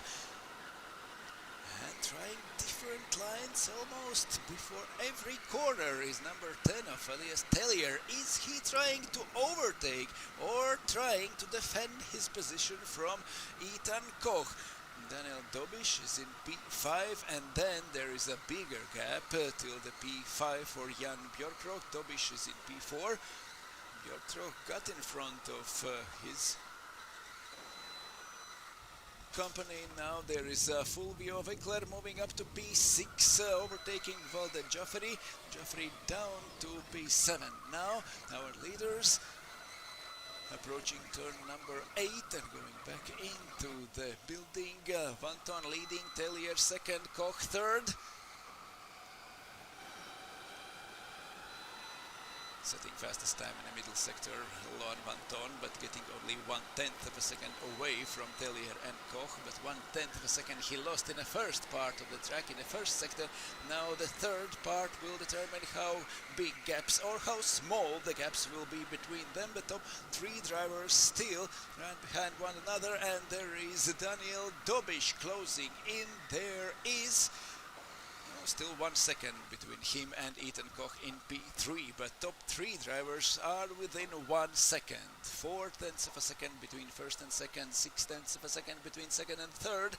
Here they are over the bridge and coming downhill, followed by Daniel Dobiš. Dobiš a little bit more than 1 second behind at the beginning of the lap, but seems like is closing in. Jan Björkroth got up to P5, but is unable to pull away from Fulvio Wickler and Valde Joffrey. Also Antoine Laurent is following closely. First 4 minutes spent on the track. Group D still fighting for the win. Getting the best time in the middle sector, Elias Tellier. He got away from Ethan Koch. Koch has dropped away a few meters, but with this fight, so intense, it already looks like a big gap. And now Koch is losing to Tellier and falling back in the clutches of Daniel Dobiš.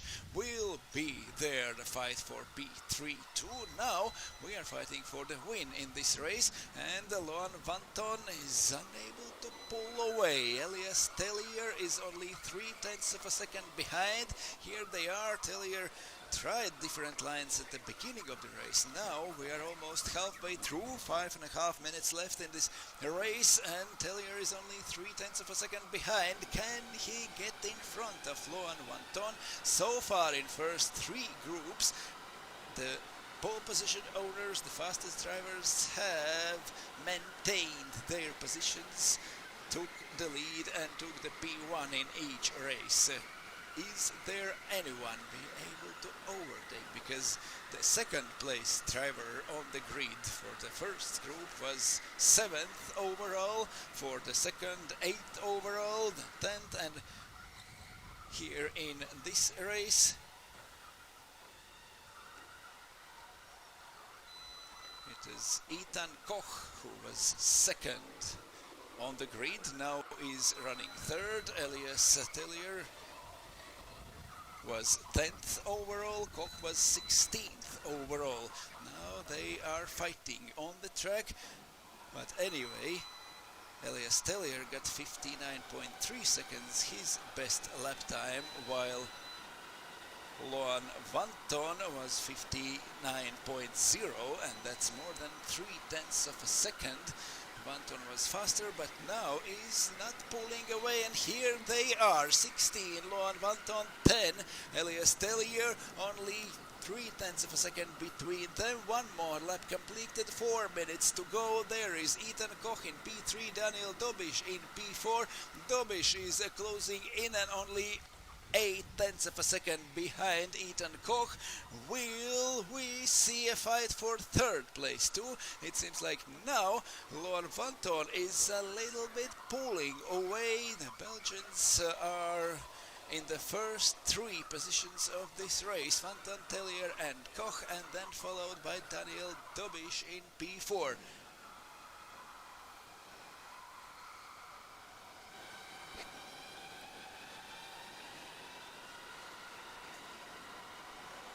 Still chasing the leader, Elias Tellier, number 10. Half a second between them at the beginning of this lap. During the first part of the lap, Elias Tellier has come a little bit closer to the leader. We have less than 3 minutes to go in this race, so in 3-4 laps it will be over. The new records in the second sector, new record lap time for Elias Tellier in this race, 0.4 seconds between him and Loan van Ton. The gap is smaller than lap before, the gap is bigger between second and third. Already more than second behind is Ethan Koch in a third place, and now he's got Daniel Dobiš within half a second behind him. Here is the fight for the first place, and 1 second later we see a fight for the third and fourth. And bumper to bumper there, going through the waves. Elias Tellier is following Loan Vanton. It seems like he has found all the lines Loan Vanton had to get in qualifying, 3/10 in front of him, but now he is chasing, pushing through all these corners at the end of the lap. Loan Vanton is leading, still bumper to bumper. Elias Tellier is following him, but we have not seen the real overtaking move. He was defending his position at the beginning of the race. Now there is no one behind, or almost no one, more than 1.5 seconds behind is Ethan Koch. It is already, and he goes to the outside of 7th corner, and from there is no way to overtake. Now getting wider line into the turn number 8, back inside the last minute. We are approaching the last minute of this race. They are side by side going uphill. Already defensive is driving Loan Vanton, number 16, in the middle of the track, trying to defend his position. He knows there is no more than 2 laps till the end of the race. He can win this race, or Elias Tellier can win this race. He is bumper to bumper downhill following the leader. In the first corner we have seen a few overtaking moves here, maintaining the middle of the track. Loan Vanton is not letting anyone through. In the final lap of this race, the time is over, 10 minutes are gone, and this is the last chance for Elias Tellier to do something in this race, to get in front, to get the first position in this race. Here they are, separated by only a few centimeters on the track. Elias Tellier, the wider line through the turn 8, but it gives nothing in the turn 9, and going inside the building, Loan Vanton is still leading. Can he do? We have only 4-5 corners till the finish line. Elias Tellier is signaling something to Loan Vanton. Maybe they have some agreement, or what did he wanted to say to the leader? There is a last corner, they are over the finish line. The Belgians take top 3 in this race. Loan Vanton first, Elias Tellier second, Ethan Koch third, then Daniel Dobish in P4, Jan Björkroth in P5, Fulvio Wickler in P6, 7th Antoine Laurent, then Maxime Delmotte, Valde Jafferi in P9, Julien Missler in P10, and Alessandro Siliprandi at the very last lap of the race gets in front of Julien Missler. So Alessandro Siliprandi moves to P10, 11th for Julien Missler, then Grubisha George, Jesse Nissinen, Nino Bray, Emanuele Signorini, Travis Crelli, and Pietro Arrigoni.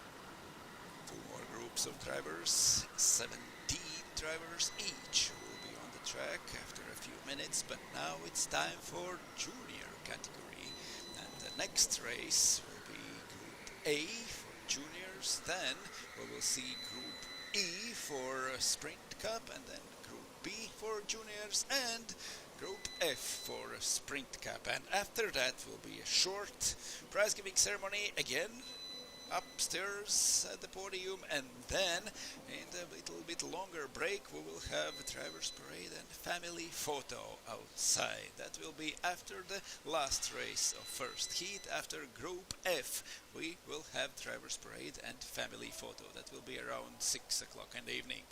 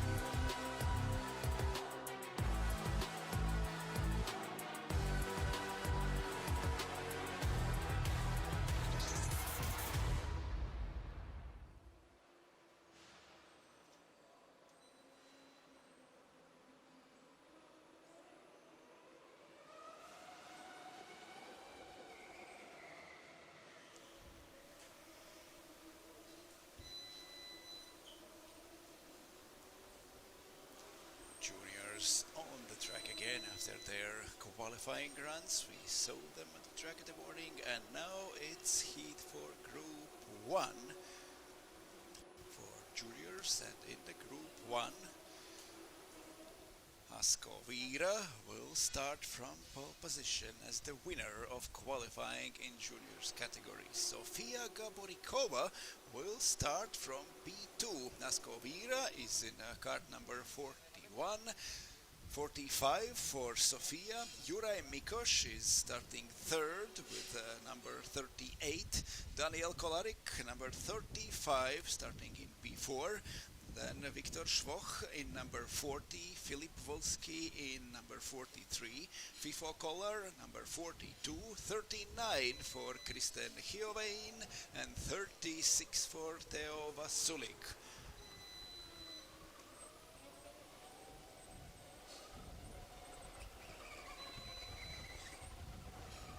Formation lap for juniors. The same, so the LRX2 go-karts, the same karts for juniors and kids categories, and also the same 3 seconds boost as for juniors as for kids, 5 seconds for e-sprint for grown-ups. Now Ascovira in pole position for first race for junior category.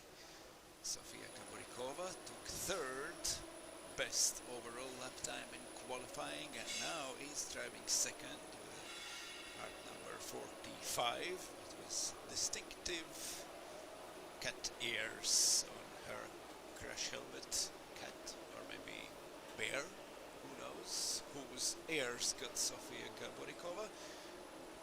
But in front of everyone is Ascovira with number 41.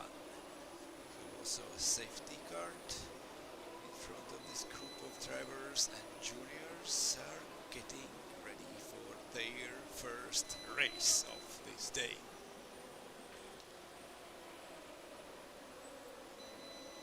4 races left in heat number 1, then after a break and drivers parade will be heat number 2, and before each second heat will be 2 laps qualifying. Yellow flag in the penultimate corner, and we go racing. It's green at the end of the starting straight. Ascovira, Sofia Gaborikova, Juraj Mikoš starting the race.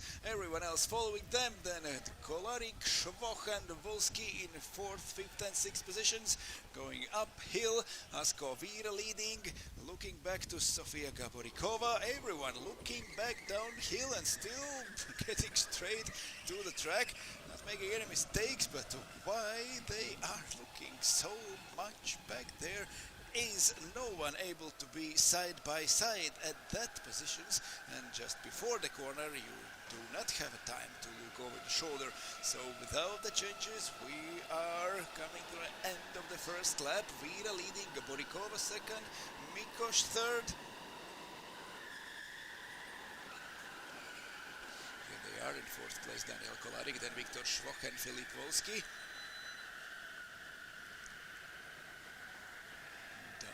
The corner number 19, and first lap is completed and first warnings already given. And which driver got warning? There is Fifo Koller got up to P6, Kristen Hiovein to P7, and Filip Volsky lost 2 positions in the first lap and now is down to P8. But Sofia Gaborikova got the best lap time in the first lap.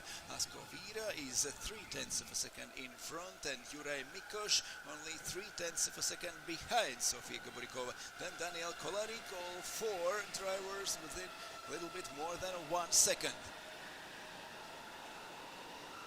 Top 3, are they able to pull away, or Daniel Kolarik will catch them and join this battle here? The very close battles between Švoch, Koller and Hiovein. 1 more lap completed. Here is our top 3, followed by Daniel Kolarik in P4.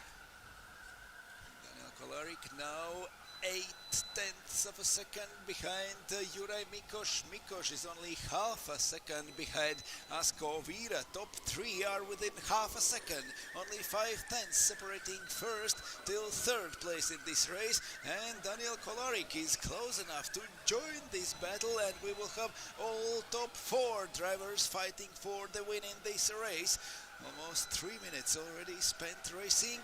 There is only Viktor Švoch moved up to P5 together with Fifo Kolar, and Filip Volsky lost 2 places in the first lap. Everyone else has maintained their positions according to qualifying results.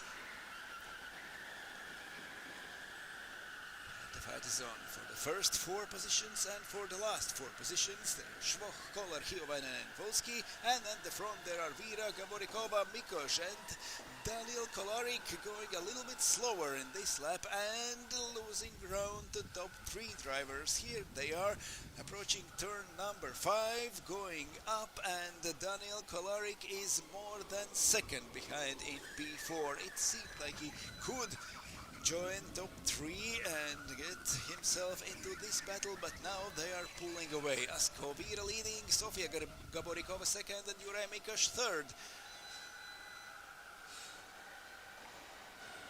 4 minutes already spent racing, 6 minutes to go for juniors A group on the track. Vira, Gaborikova and Mikoš, our top 3 within half a second. Daniel Kolarik further and further back, already losing more than 1 second.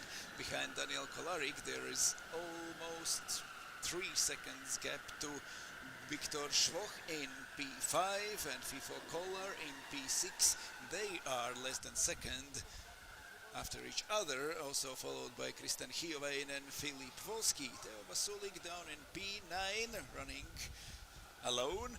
Asko Vira sets the best lap time of this race, but only 300ths of a second slower went Sofia Gaborikova, and only 400ths of a second slower was Juraj Mikoš. So close is the battle for the lead, for the top 3 places in this race. Asko Vira, Sofia Gaborikova, Juraj Mikoš within half a second, all 3 drivers, and within a few hundredths of a second their lap times. Asko Vira is not able to pull away. He was faster in the qualifying. He got better lap time by few tenths of a second, but now in the race he is here, followed by Sofia Gaborikova and Juraj Mikoš, and still there is about half a second between first and third on the track. We are over the halfway mark of this race, 4.5 minutes left till the finish, and top 3 are still racing one another. And from one side to from right side to left side goes down the hill Asko Vira. Sofia Gaborikova is there following closely Juraj Mikoš, but we have seen no moves between top 3 drivers. Are they waiting for the last laps of the race? Are they waiting for one decisive move to get in front, to get to first or to get to second place? Asko Vira is leading, but is not able to pull away for Sofia Gaborikova. There was a gap, a few tenths between them in the qualifying, but now Sofia has seen all the lines from Asko Vira and is following him quite close. Only 0.2 of a second between Gaborikova and Vira, only 0.3 between Sofia and Juraj in P3.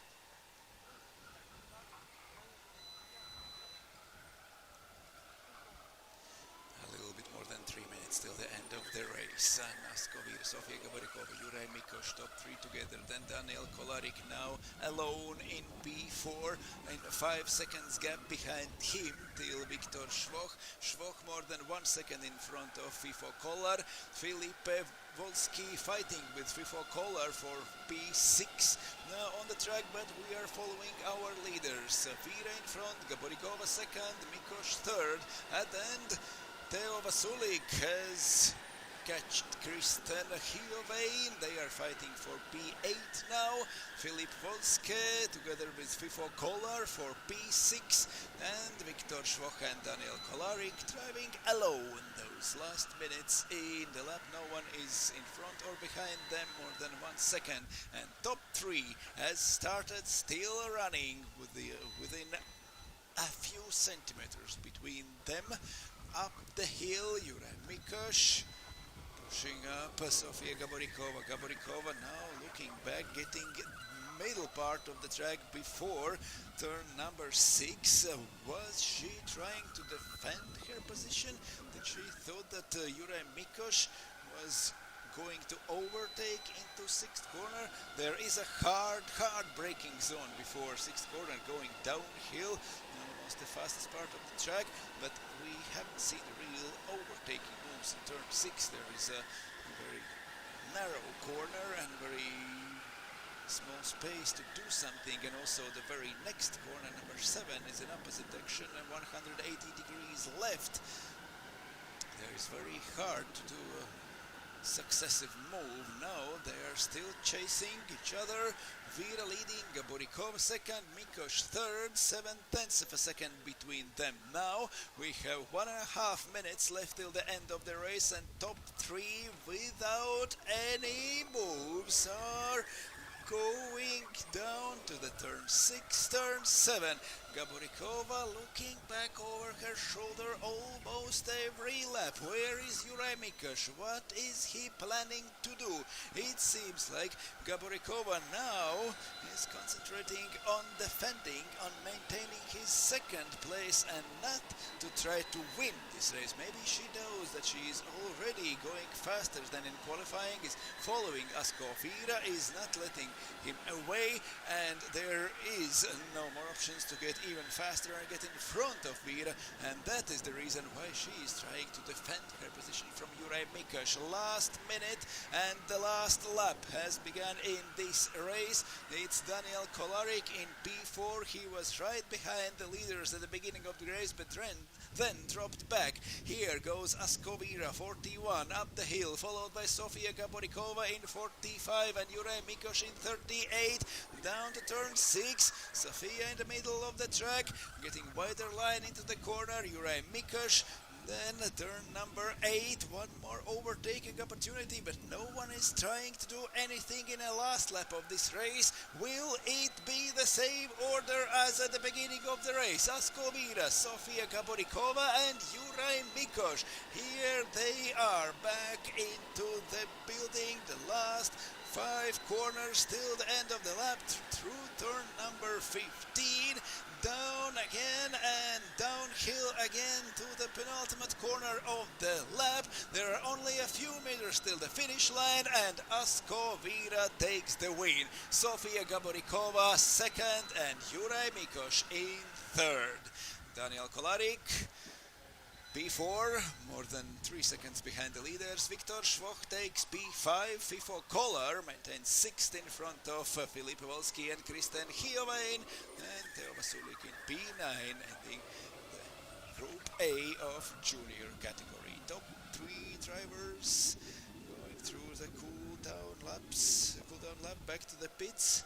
And Asko Vira, the winner of the qualifying in junior category, now is bringing home the first place, the P1 in a first group of drivers in junior category. Here already are the points for overall ranking.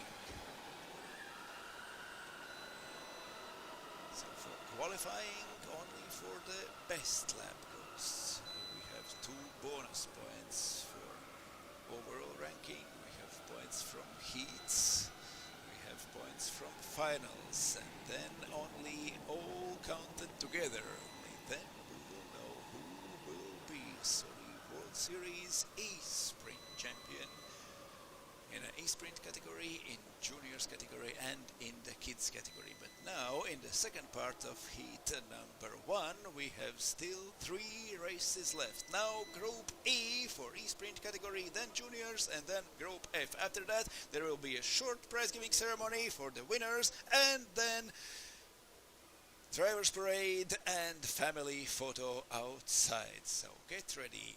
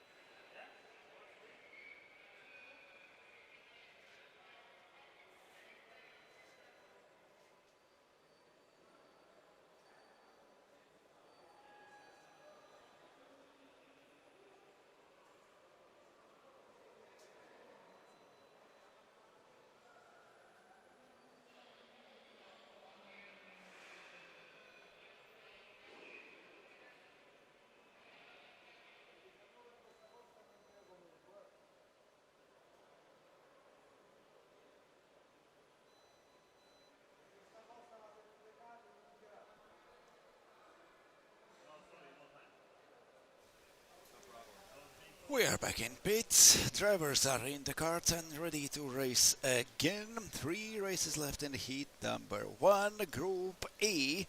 Now going to the track and for the formation lap for the race. Here we have Janne Pajunen, number 25, Fabian Klatt, number 27, Francesco Panatti, number 10, Szymon Dolzicki, number 14, Egbert Prostin, number 22, 29 for Martino Balestracci, 21 Niall Turner, 11 Adrian Pachovic, 28 Olli Horko, 16 John Liddell, 33 Filip Matea, 18 Martin Papan, 30 Igo Fujastr, 23 Jakub Junas, 34 Jonathan Gunn, 20 Max Tulivuori, 15 is Jarmo Viidilainen. And now they are forming a queue for the formation lap and for the start of the race. It is Janne Pajunen starting from pole position. He got 5th best lap time overall in qualifying with a 59.2 seconds. The Fabian Klatt starting second now was 11th fastest overall with a 59.3, and there is only 1/10 of a second between their lap times. Starting third is Francesco Panatti. Panatti overall in qualifying was 17th, but with 0.2 of a second slower a lap time than the leader of this race. Szymon Dolzicki, 23rd overall with 59.5 seconds. Here they are forming a queue behind the safety car and getting ready for their first heat. Today 3 races in the first heat, then there will be a break with prize giving ceremony again and with drivers parade and family photo. So after 3 races we gather upstairs at the podium for prize giving, and then we're going downstairs to the turn 5 to the family photo with all the drivers from all the categories.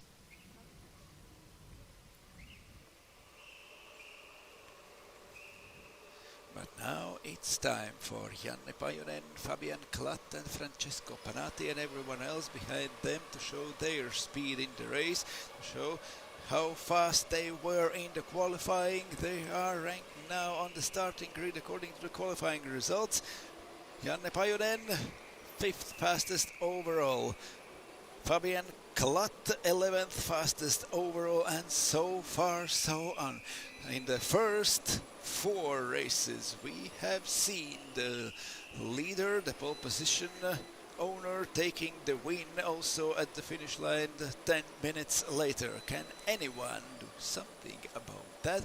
Because of course there is a fastest driver according to qualifying results on the grid in front of everyone, but we have in all races the pole position owner has maintained his lead till the finish line after the 10 minutes fighting on the track. It doesn't matter how close was the fight between first two or first three or even first four drivers. Anyway, the winner takes it all. The winner was first at the finish line in all four heats before this. We will see. Will do Janne Pajunen the same? There is a fight at the end of the first tenth of the drivers. It's a Jon Lidl going side by side with Olli Horko and Filip Mateja fighting for places for 10th, 11th and 12th. Without a big damage they are going through. We have got side by side four cars going down the hill, two pairs of go-karts. Everyone safe went through, and here we have already forming two pairs of the go-karts at the front of the race, and it's Fabian Klatt following Janne Pajunen and Francesco Panatti and Szymon Dolzicki fighting for P3. Over the finish line goes all 17 karts, and everyone is in the same position as before. Even Jon Lidl tried to go side by side and to get position on this part of the track. Here is Filip Mateja trying to get in front of Olli Horko fighting for P9. Did not succeed. Jon Lidl. Mateja tried to do something similar a lap later. The leaders are here: Janne Pajunen with number 25, followed by Fabian Klatt in number 27.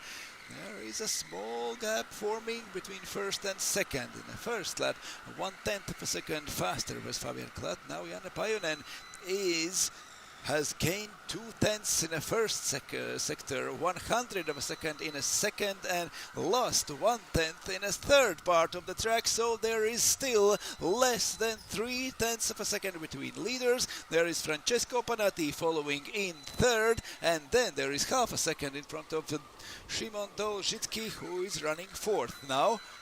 And very different lines through the corners 6 and 7 for Janne Pajunen and Fabian Klatt. Here they are on the same line again, and while they are fighting, it's the Dolzicki, Prost and Balestracci closing in. Then is Adrian Pachovic now in P7 with a bigger gap in front of him and also behind him. And there is Turner, Mateja, Horko, Lidl, Papan and Foyaster fighting for the positions from 8th till 13th. Very, very small gaps after first laps of this race.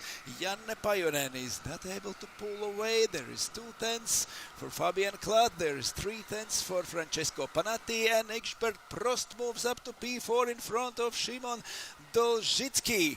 The Polish driver now is running 5th. The Indonesia goes to P4. Prost is now running 4th, and side by side into turn 6 goes in front Fabian Klatt, losing positions Janne Pajunen, number 25, and crash into the barriers goes Francesco Panatti. He was third and now is probably last on the track. There was just not enough space in this corner, and Francesco Panatti is down the order. He was up to P3 after the start, and we saw him losing everything in this race. Fabian Klatt started that with the overtaking of Janne Pajunen. Now Klatt is leading. Pajunen somehow managed to hold the second position. It was going to be very, very bad for him. There was a lot of drivers behind, but somehow Janne Pajunen got through these troubles in second place. Egbert Prost is third now after we have lost Francesco Panatti, and Francesco Panatti completes this lap in only 13th position. Down to P13 goes Panatti. Actually, it's wonder that he's not last, because he stopped while everyone else was just driving past. Panatti was in the barriers and there was no way to go. So we will see if the judges will spread some warnings or maybe even harsher penalties. Was there any behavior to penalize, that's up to judges to decide. So far we do not see a black and white flag for warning or black flag for disqualification. Everyone is continuing to drive. We are over halfway mark of this race, almost 4.5 minutes left till the end. Fabian Klatt got in front of Janne Pajunen and now is leading the race. There is almost a second already between them. Janne Pajunen is not so fast as in qualifying anymore. Now he's followed by Igbert Prost. Then Simon Dolzhitsky, who lost his at that time fourth place to Indonesian driver. Now they are up to third and fourth, so Dolzhitsky is fourth again, but the company has changed. Balestracci in P5, Adrian Pachovic P6. There is a very close battle for top 6 positions now. After the fight between Klatt and Pajunen, everyone else has pulled up and close the gaps between them. Here is the train of the go-karts and Igbert Prost trying to get second place, trying to go inside of Janne Pajunen. Fabian Klatt is leading. Igbert and Janne Pajunen fighting for second. Szymon Dolzhitsky is right behind them. Martino Balestracci and Adrian Pachovic. Then Filip Mateja also in this group of drivers. Janne Pajunen has lost the second place in this race. Here is Igbert Prost with 22 and Szymon Dolzhitsky with 14. They are third and fourth or second and third. Now we know for sure that Fabian Klatt is leading, but what happened to second place? It seems like Klatt is in front and Prost and Dolzhitsky moved up to second and third, and Janne Pajunen is running fourth. Here they are over the finish line, and Pajunen from the lead down to P4 now. There was an aggressive move from Fabian Klatt, then Janne Pajunen managed to hold second position, but now after fight with Igbert Prost and in a very interesting place in third corner, just going outside from the building, we have not seen an overtaking moves before. The Indonesian driver somehow managed to pull that, and now Igbert Prost is second and Szymon Dolzhitsky is third, but the fastest driver in qualifying in this group, Janne Pajunen, now is down to P4, followed by Martino Balestracci, Adrian Pachovic and Filip Mateja. Szymon Dolzhitsky at the start of the race lost position to Igbert Prost. Now seems like he is trying to get his position back, but there is a difference. He lost fourth place and now is trying to get back second, because they have moved in front of Francesco Panatti, they have moved in front of Janne Pajunen and now are fighting for second. Prost in 22, Dolzhitsky in 14, 1.5 minutes till the end of the race. Fabian Klatt has pulled away. No one can catch him. Almost 2 seconds in front of everyone is Fabian Klatt after fight with Janne Pajunen. Now he is pulling away, but we still have a fight for P2 in this race. Prost and Dolzhitsky, here they are. Prost second, Dolzhitsky third. Janne Pajunen is also less than 1 second behind them. There is Martino Balestracci following Pajunen. Between them is only 4/10 of a second. And final lap has started. 2.2 seconds for Fabian Klatt in front. 0.2 seconds for Prost and Dolzhitsky fighting for second, and here are also Pajunen and Balestracci. 4 cars going downhill to P6. Defending his position is Igbert Prost. He knows how to get positions, and it seems like he knows also how to defend. This is last lap in this race, and Igbert Prost starting fifth now is up to P2 at the end of the race. It could be the biggest progress during the 10-minute heats we have seen all day long.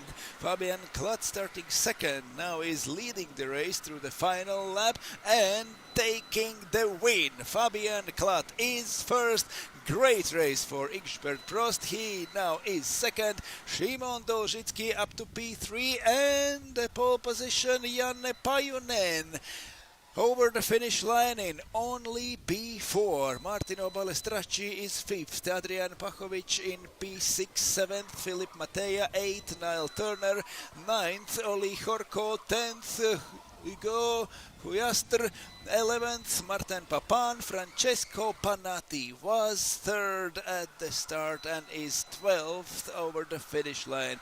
John Liddell 13th, then Max Tulivuori, Jakub Jonas, Jonathan Gunn and Jarmo Virilainen.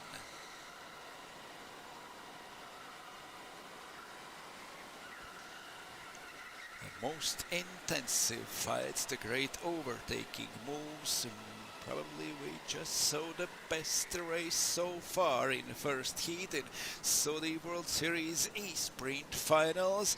That was great, and also it seems like that was correct because there were no warnings from the judges, so all the overtakings we just saw were within the limits. So great race for Fabian Klott and Egbert Prost. Also Dolzicki got a few positions. Janne Pajunen lost from first to fourth, and the most lost Francesco Panatti, who just was pushed into the barriers and stopped on the track. Great fight in a Group E in a Sprint Cup. Now the second group of juniors and then one more group in E-Sprint Cup. And after that we'll have a podium ceremony for the winners of the next 5 races, and we will have drivers parade and family photo outside the building.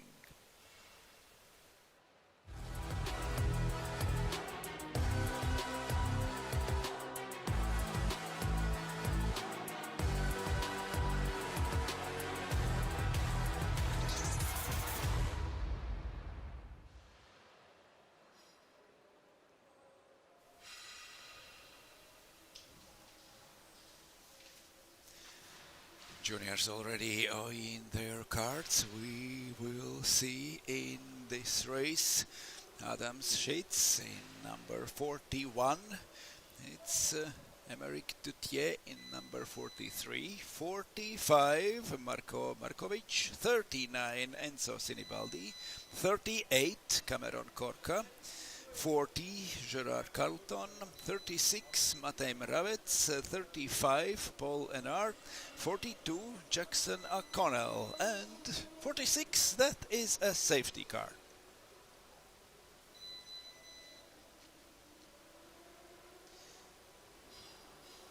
Now making correct order for the formation lap according to the qualifying results. Adam Schitz got the second best lap time in the qualifying overall.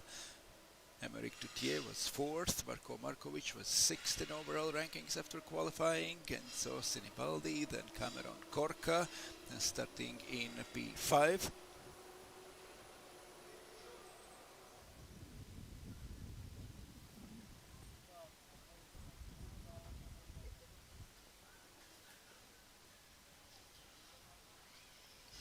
Here they are already in a correct order after the safety car. 46 at the front of everyone else, slowly going up through the 5th corner. Adams Schitz in number 41 is on pole position for this race. Emeric Dutier in second with the go-kart number 43, then 45 with Marco Markovic at the wheel, followed by Enzo Sinibaldi in 39. The order is correct and we are ready to start the race. Everyone is followed by Jackson O'Connell from United States in a go-kart number 42.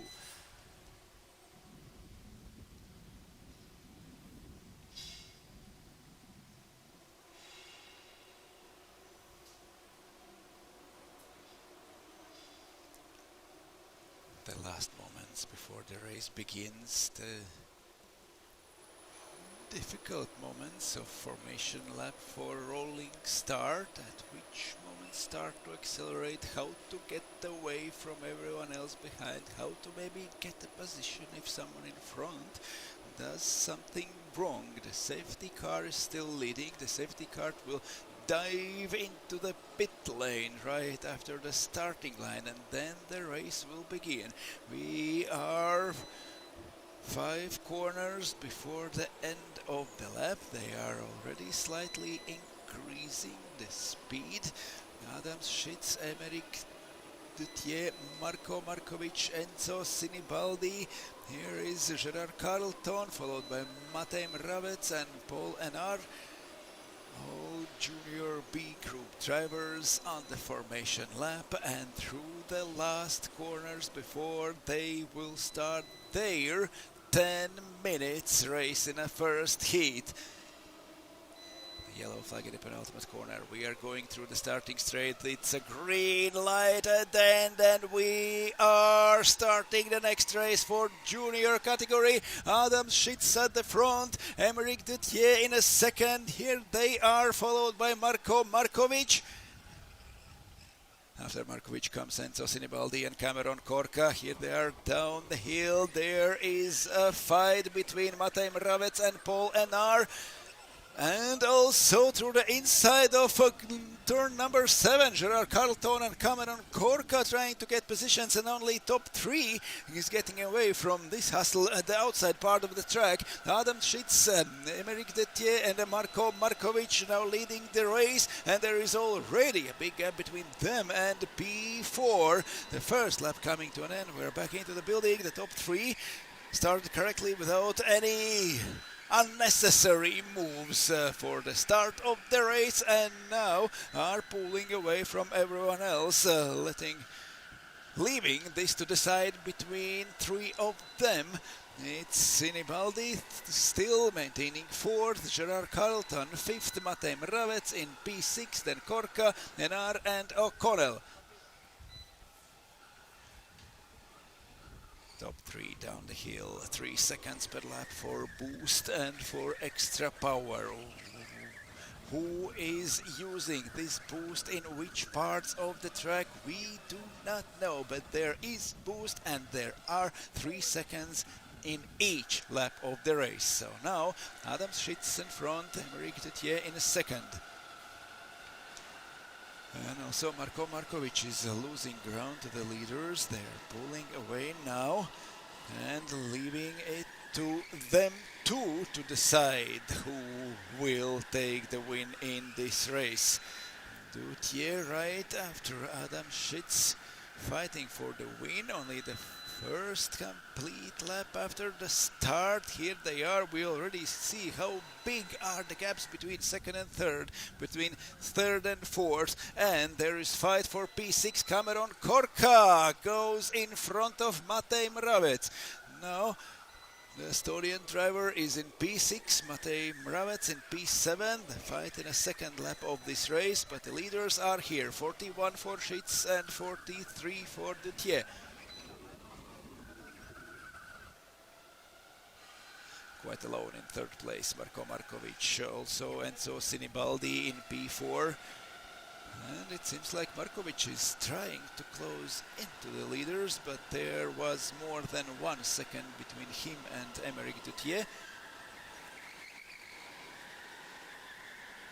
Here are Schitz and Dutier, and how far behind after this lap will be Marco Markovic. It seems like it is the same. He was faster at the beginning of the lap, even in the second sector of the lap, but now in the third part he is losing, and there is more than 1 second between second and third.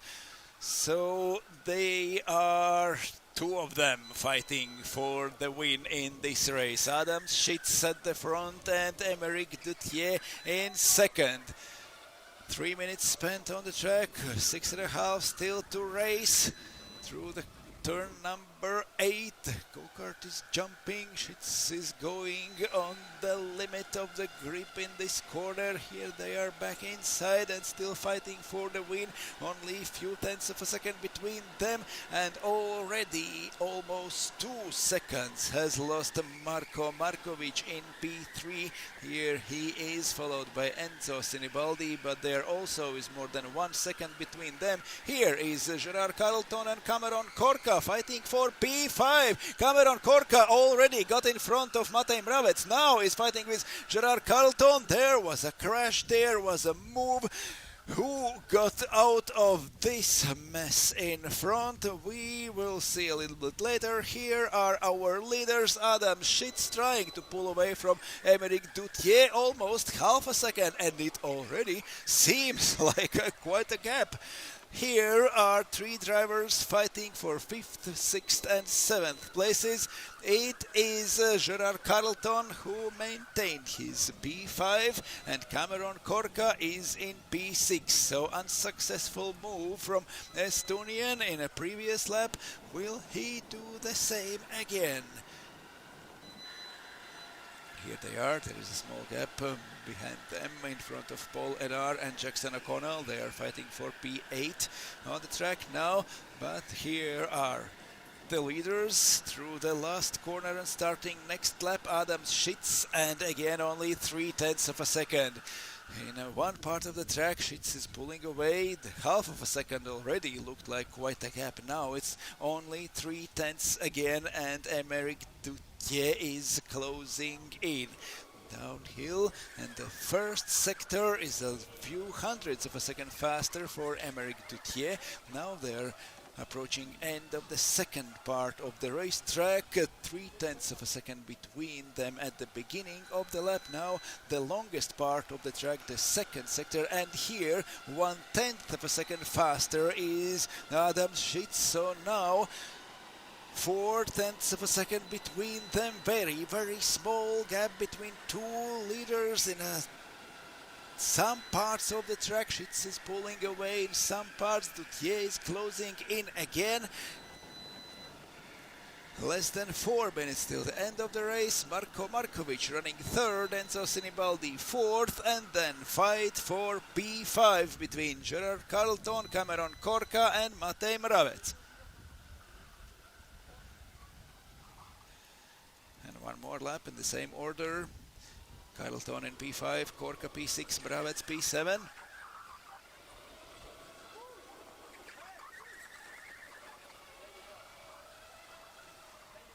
Schitz and Duthier in front, then Markovic and Sinibaldi. Between them there is 1 second, and here is number 40 of Gerard Carlton, followed by Cameron Korka in 38, and behind them is number 36 Matej Mravec. Korka got in front of Matej Mravec at the beginning of the race, then tried to overtake Gerard Carlton, but was unsuccessful, and here Matej Mravec still behind Cameron Korka. Maybe at one part somewhere he got in front, but here we see that Cameron Korka is following Gerard Carlton. The only option is that Cameron Korka has got some penalty, some seconds for too aggressive overtaking, and that's the reason why he is classified. No, he is back in the right order as we just saw them on the track. So Carlton is P5, Korka is P6, and Mravec is P7. So in this fight, number 40 at the front, then in the middle is 38 and followed by 36. That's the correct order, but here are leaders 2 minutes before the end of the race. Adam Schitz and Aymeric Duthier in only 3 tenths of a second between them. What has in his pocket Aymeric Duthier? Does he has a plan to do something in the last laps of this race? Actually 2 laps left for this race in a junior category. Aymeric Duthier has followed all the race Adam Schitz, but there was no move to try to overtake the leader. 1.5 minutes till the end of the race. Emeric Duthier is jumping in his car, trying to get the speed faster, even downhill in this part of the track. And anyway, he's trying to push hard to do everything he can to get the leader and maybe do something in the last laps of this race. Adam Schitz is gaining ground in the middle part of the track, moving away for 1/10 of a second.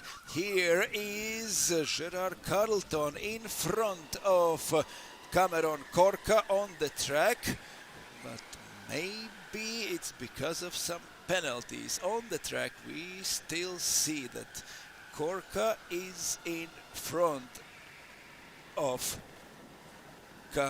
is behind Gerard Carlton. Carlton in front of Corca, but in the rankings we see Carlton in P7. Anyway, we know for sure Adam Schitz is leading this race. This is last lap of this race.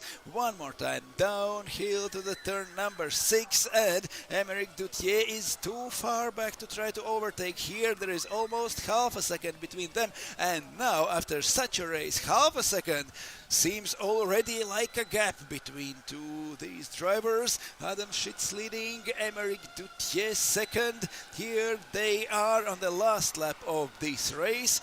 Then Marco Markovic and Enzo Sinibaldi third and fourth. Sinibaldi closing in on Markovic in the last lap, but there is less than second between them and the race is coming to an end. Here comes Schitz through the last corner, followed by Emeric Duthier, then Markovic and Sinibaldi. The leaders are already after the checkered flag, going onto the cool down lap. Markovic is third, Sinibaldi still fourth, but fight for P5 was on during all the race. And now in the classification, Cameron Corca is fifth, Matej Mravec is sixth, and Gerard Carlton is P7. Does he got some penalty? Because on the track he was in front of Corca and Mravec. Anyway, that's the final classification now.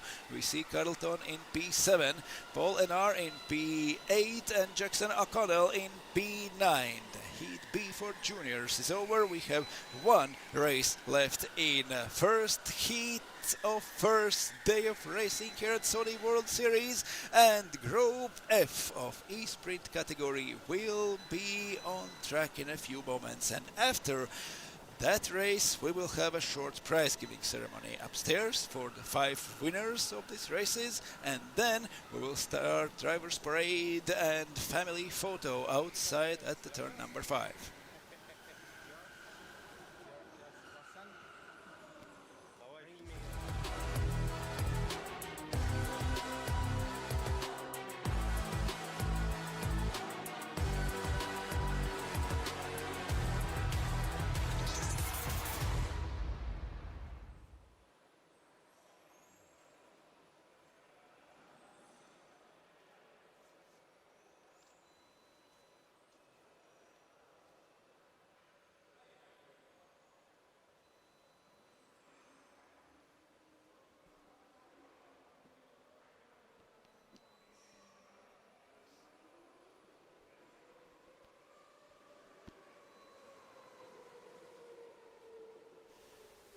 It is time for one more race in the first heat, in the first day of racing at Saudi World Series E-Sprint Finals.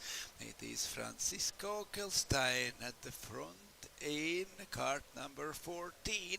Edward Farkel got number 10, Michal Letovanec number 18, Jonathan Helen number 25, Anthony Bourgeois with number 23, Glendy Dionysis will be driving number 15, 21 for Marvin Stelmacher, 11 for Dean Wong, 20 for Matthew Otesir, 16 for Jimmy Palomaki, 34 Mateusz Rosinski, 33 Nicolas Schifferl, 27, Sofia Anna Gisica. 22 for Thomas Konsa. 30, Tero Makinen. 29, Alex Toini. That's the last group of drivers for the first heat today, and they are now out for their formation lap, now waiting for the arrange all the go-karts in the correct order for the start of formation lap. Francisco Gelstein was 6th fastest overall, followed by Eduard Varkel on the start. So Eduard Varkel was in P12 in overall qualifying ranking. Michal Letovanec was in P18, so 59.5 seconds for Letovanec. For Eduard Varkel in qualifying, there were 59.4 seconds, 1/10 of a second faster, and Francisco Gelstein went even 2/10 of a second faster with 59.2. So we will see, will be those gaps enough for them to maintain their positions? We already in the second part of the first heat, so changes in the order in the heats when the qualifying winners were not so fast and were not able to pull away from the chasers or even lost their positions as in 2 races ago we saw in the E-Sprint penultimate group. And now the group F on the track during the formation lap. Gelstein behind the safety car, followed by Varkel and Letovanec. Here at the end, number 30 is Tero Makinen, behind Thomas Konsa and in front of Alex Toini. Very, very experienced drivers, Thomas Konsa and Tero Makinen. It is 4th edition of E-Sprint, so the World Series, and it is 4th time they are here, qualified for the finals and fighting in the international finals in E-Sprint category. The safety cart, looking back, is everyone in their positions, is all 17 carts long queue in correct order behind the safety car, and we are ready to start one more race in a first heat of this day.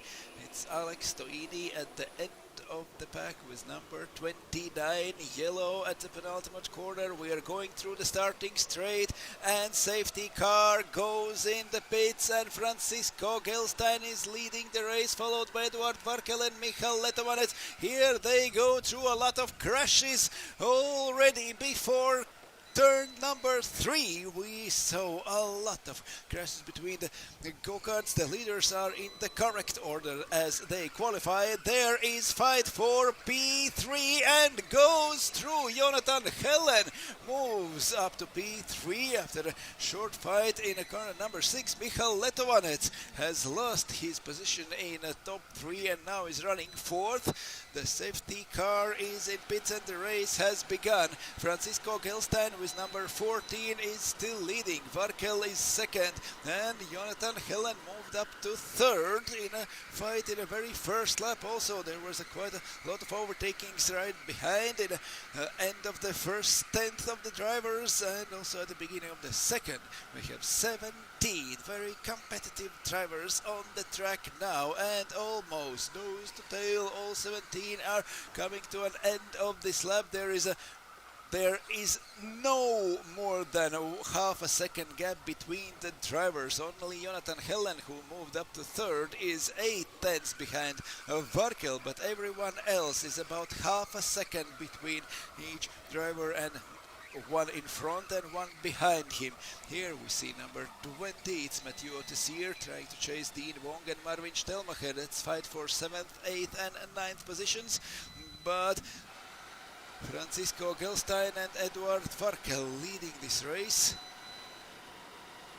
Here they are in the front and forming already a small gap in front of 3rd place Jonathan Hellen. That's because Hellen just in the first lap got his 3rd place and now trying to close the gap, but anyway, 2nd lap is faster than for Edward Varkel. That means Jonathan Helen is closing in. It's only 1/10 of a second, but anyway, Helen is going for the leaders. Here they are. Gelstein at the front, Varkel second, and Jonathan Helen started fourth, moved up to third, and now closing in 1/10 of a second. Helen has closed to Varkel in the first part of the track, but that's very short part of the track. It's not even a third. And one more fight in this race. It's Nicholas Schiffer pushing wide Sofia Nagisic.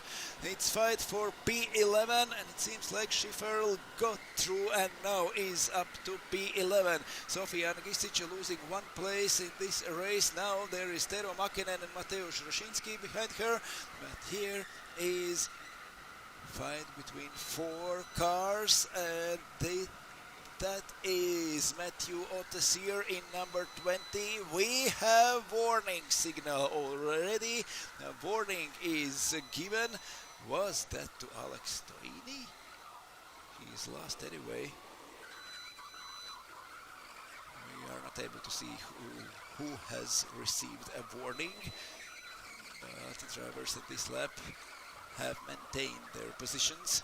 Francesco Gelstein almost a second pulled away from Edward Varkel, but Jonathan Helen is closing on Varkel. He is closing slowly by 1/10 per lap, maybe a couple of tenths per lap, but not more.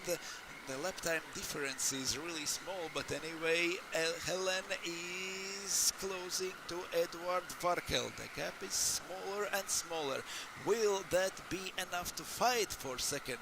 Helen already moved up to third and now is trying to chase second. Ottesier in front of Dean Wong, also Nicholas Schiffer in front of Sofia Nagisic, and Mateusz Roszyński is the one who got the warning and the penalty too, because he now is classified last, but number 34 is right in the middle of the pack. He is not last on the track.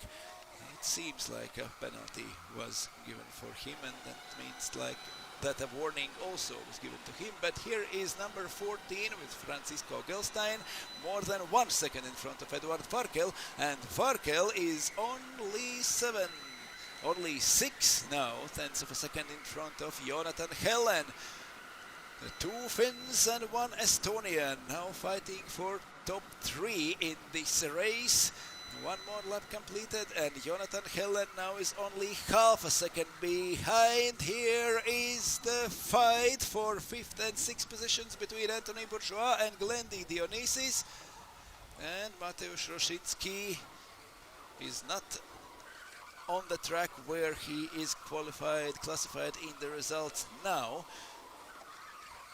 So that means penalty for Mateusz Roszyński, and that moves him down to last place. Even a second in this race means losing a position, because very, very close. The drivers are running one after another. The biggest distance in between P8 and P9 between Ottesier and Dean Wong. They four positions 1 lap ago, and now there is a big gap between them. Ottesier in front, but following Marvin Stellmacher. There are almost 2 seconds between them.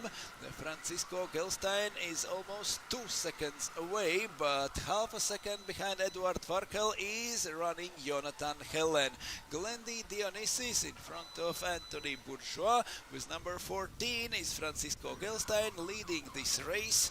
Edward Varkel is losing almost 2 seconds to him and only half a second in front of Jonathan Helen. Helen is driving a great race, already moved up the order in the first lap. Can he do anything else? Can he catch the Varkel and fight for second? We are following Francisco Gelstein. Finn is leading, 3 minutes to go in this race. Very similar times in the first and second sector for Gelstein, Varkel and Helen. And Jonathan Helen in the third part of the track is again a little bit slower. And here is Michal Letovanec, number 18. He is is faster than anyone else, and Letovanets has catched Jonathan Hellen and Eduard Varkel. Now we have three cars fighting for P2, P3 and P4. Also Marvin Stelmacher in front of Anthony Bourgeois. Bourgeois losing position after position in the last laps of the race. Here Eduard Varkel with number 10, Jonathan Hellen number 25 and Michal Letovanets with number 18 fighting for the P2, P3 and P4. Then Glendy Dionysis, Marvin Stelmacher and Antoine Bourgeois in P5, P6 and P7. Matthew Ottesier now gets lonely in his P8 and fighting for P9. There are Dean Wong, Jimmy Palomaki, Nicola Schiffer, Sofia Anna Gisica and Alex Toini and Tero Makinen. But here one more fastest lap time for Francisco Gelstein, and he is finally pulling away. Last 2 minutes in this race, almost 3 seconds in front is Francisco Gelstein. Eduard Varkel only 0.6 of a second in front of Jonathan Hellen. Michal Letovanets is very close behind top 3. And then there is 5 seconds gap till the Dionysis, Stelmacher, Bourgeois and Ottesier. Here is Marvin Stelmacher in 21, Anthony Bourgeois in 23 and Matthew Ottesier in number 20, fighting for positions from 5th till 8th. But the leader is number 14, Francisco Gelstein, only 2.5 seconds in front of everyone. Varkel, Hellen and Letovanets fighting for 2nd, 3rd and 4th. Here they are through the last corner, back on the starting straight again. The last minute has begun. Is this the last or penultimate lap of this race? We will see. There is a lot to decide in the last laps of the race, except the first place, because almost 3 seconds away got Francisco Gelstein. But Varkel, Hellen and Letovanets are fighting here for P2, 3 and 4, and also P6, P7 and P8 has to be decided in the last laps of this race. 20 minutes till the end of this 10-minute race. Now Stelmacher, Bourgeois and Ottesier further back fighting for positions. It is Michal Letovanets with number 18 trying to get side by side with Jonathan Hellen to get to top 3 in this race. Last seconds to the last corners is approaching Francisco Gelstein. Will there be a... No, there is no checkered flag. We've got one more lap to go. This is final lap of the race. Almost everything is decided for Francisco Gelstein. He is leading by 3.2 seconds. But Eduard Varkel, Jonathan Hellen and Michal Letovanets still fighting for their positions on the track. By small margin has pulled away Eduard Varkel in P2, but Letovanets chasing Jonathan Hellen for the all last laps of this race. Michal Letovanets has moved up the order. Jonathan Hellen has moved up the order from their starting positions, and now they are fighting each other. Then Glendy Dionysis going lonely in P5, and Marvin Stelmacher, Matthew Ottesier and Anthony Bourgeois fighting for positions from 6th till 8th during the last lap of the race. Here goes the winner, Francisco Gelstein, 6th fastest qualifier overall, takes the pole position in this heat and takes the win. Eduard Varkel holds his 2nd place, Jonathan Hellen moves up to 3rd, great race for Michal Letovanets moving up to P4, Glendy Dionysis is 5th, Marvin Stelmacher 6th, Matthew Ottesier in P7, then Anthony Bourgeois, Jimmy Palomaki, Nicolas Schiffer completing top 10, Sofia Gisica up to P11 during the last lap of the race. Alex Toini is 12th and Dean Wong, Mateusz Roszyński, Tomasz Konsa and Tero Makinen. The final race in the first heat is over. Group F drivers returning to the pits. Now we will have a little bit longer break before we will start second heats and each second heat will start with a very short qualifying, only 2 flying laps, 1 warm-up lap and 2 flying laps. That's all for second qualifying today, and right after they will start a second heat. Each group remains the same as in a first heat. The groups will be the same, but everyone has an opportunity to improve or to mess up his starting place. So the qualifying will be new, the groups will be same. We will be back at 6:50, almost 1 hour, no less, a little bit more than half an hour from now. The prize giving ceremony for 5 winners of these 5 races now will go on at the podium upstairs, and then we are going for driver's parade and family photo outside the turn number 5. And with all the viewers back at home, we will be back for the heat number 2 in Saudi World Series E-Sprint Finals here at Rush Speed Arena in Sicily. So see you in half an hour.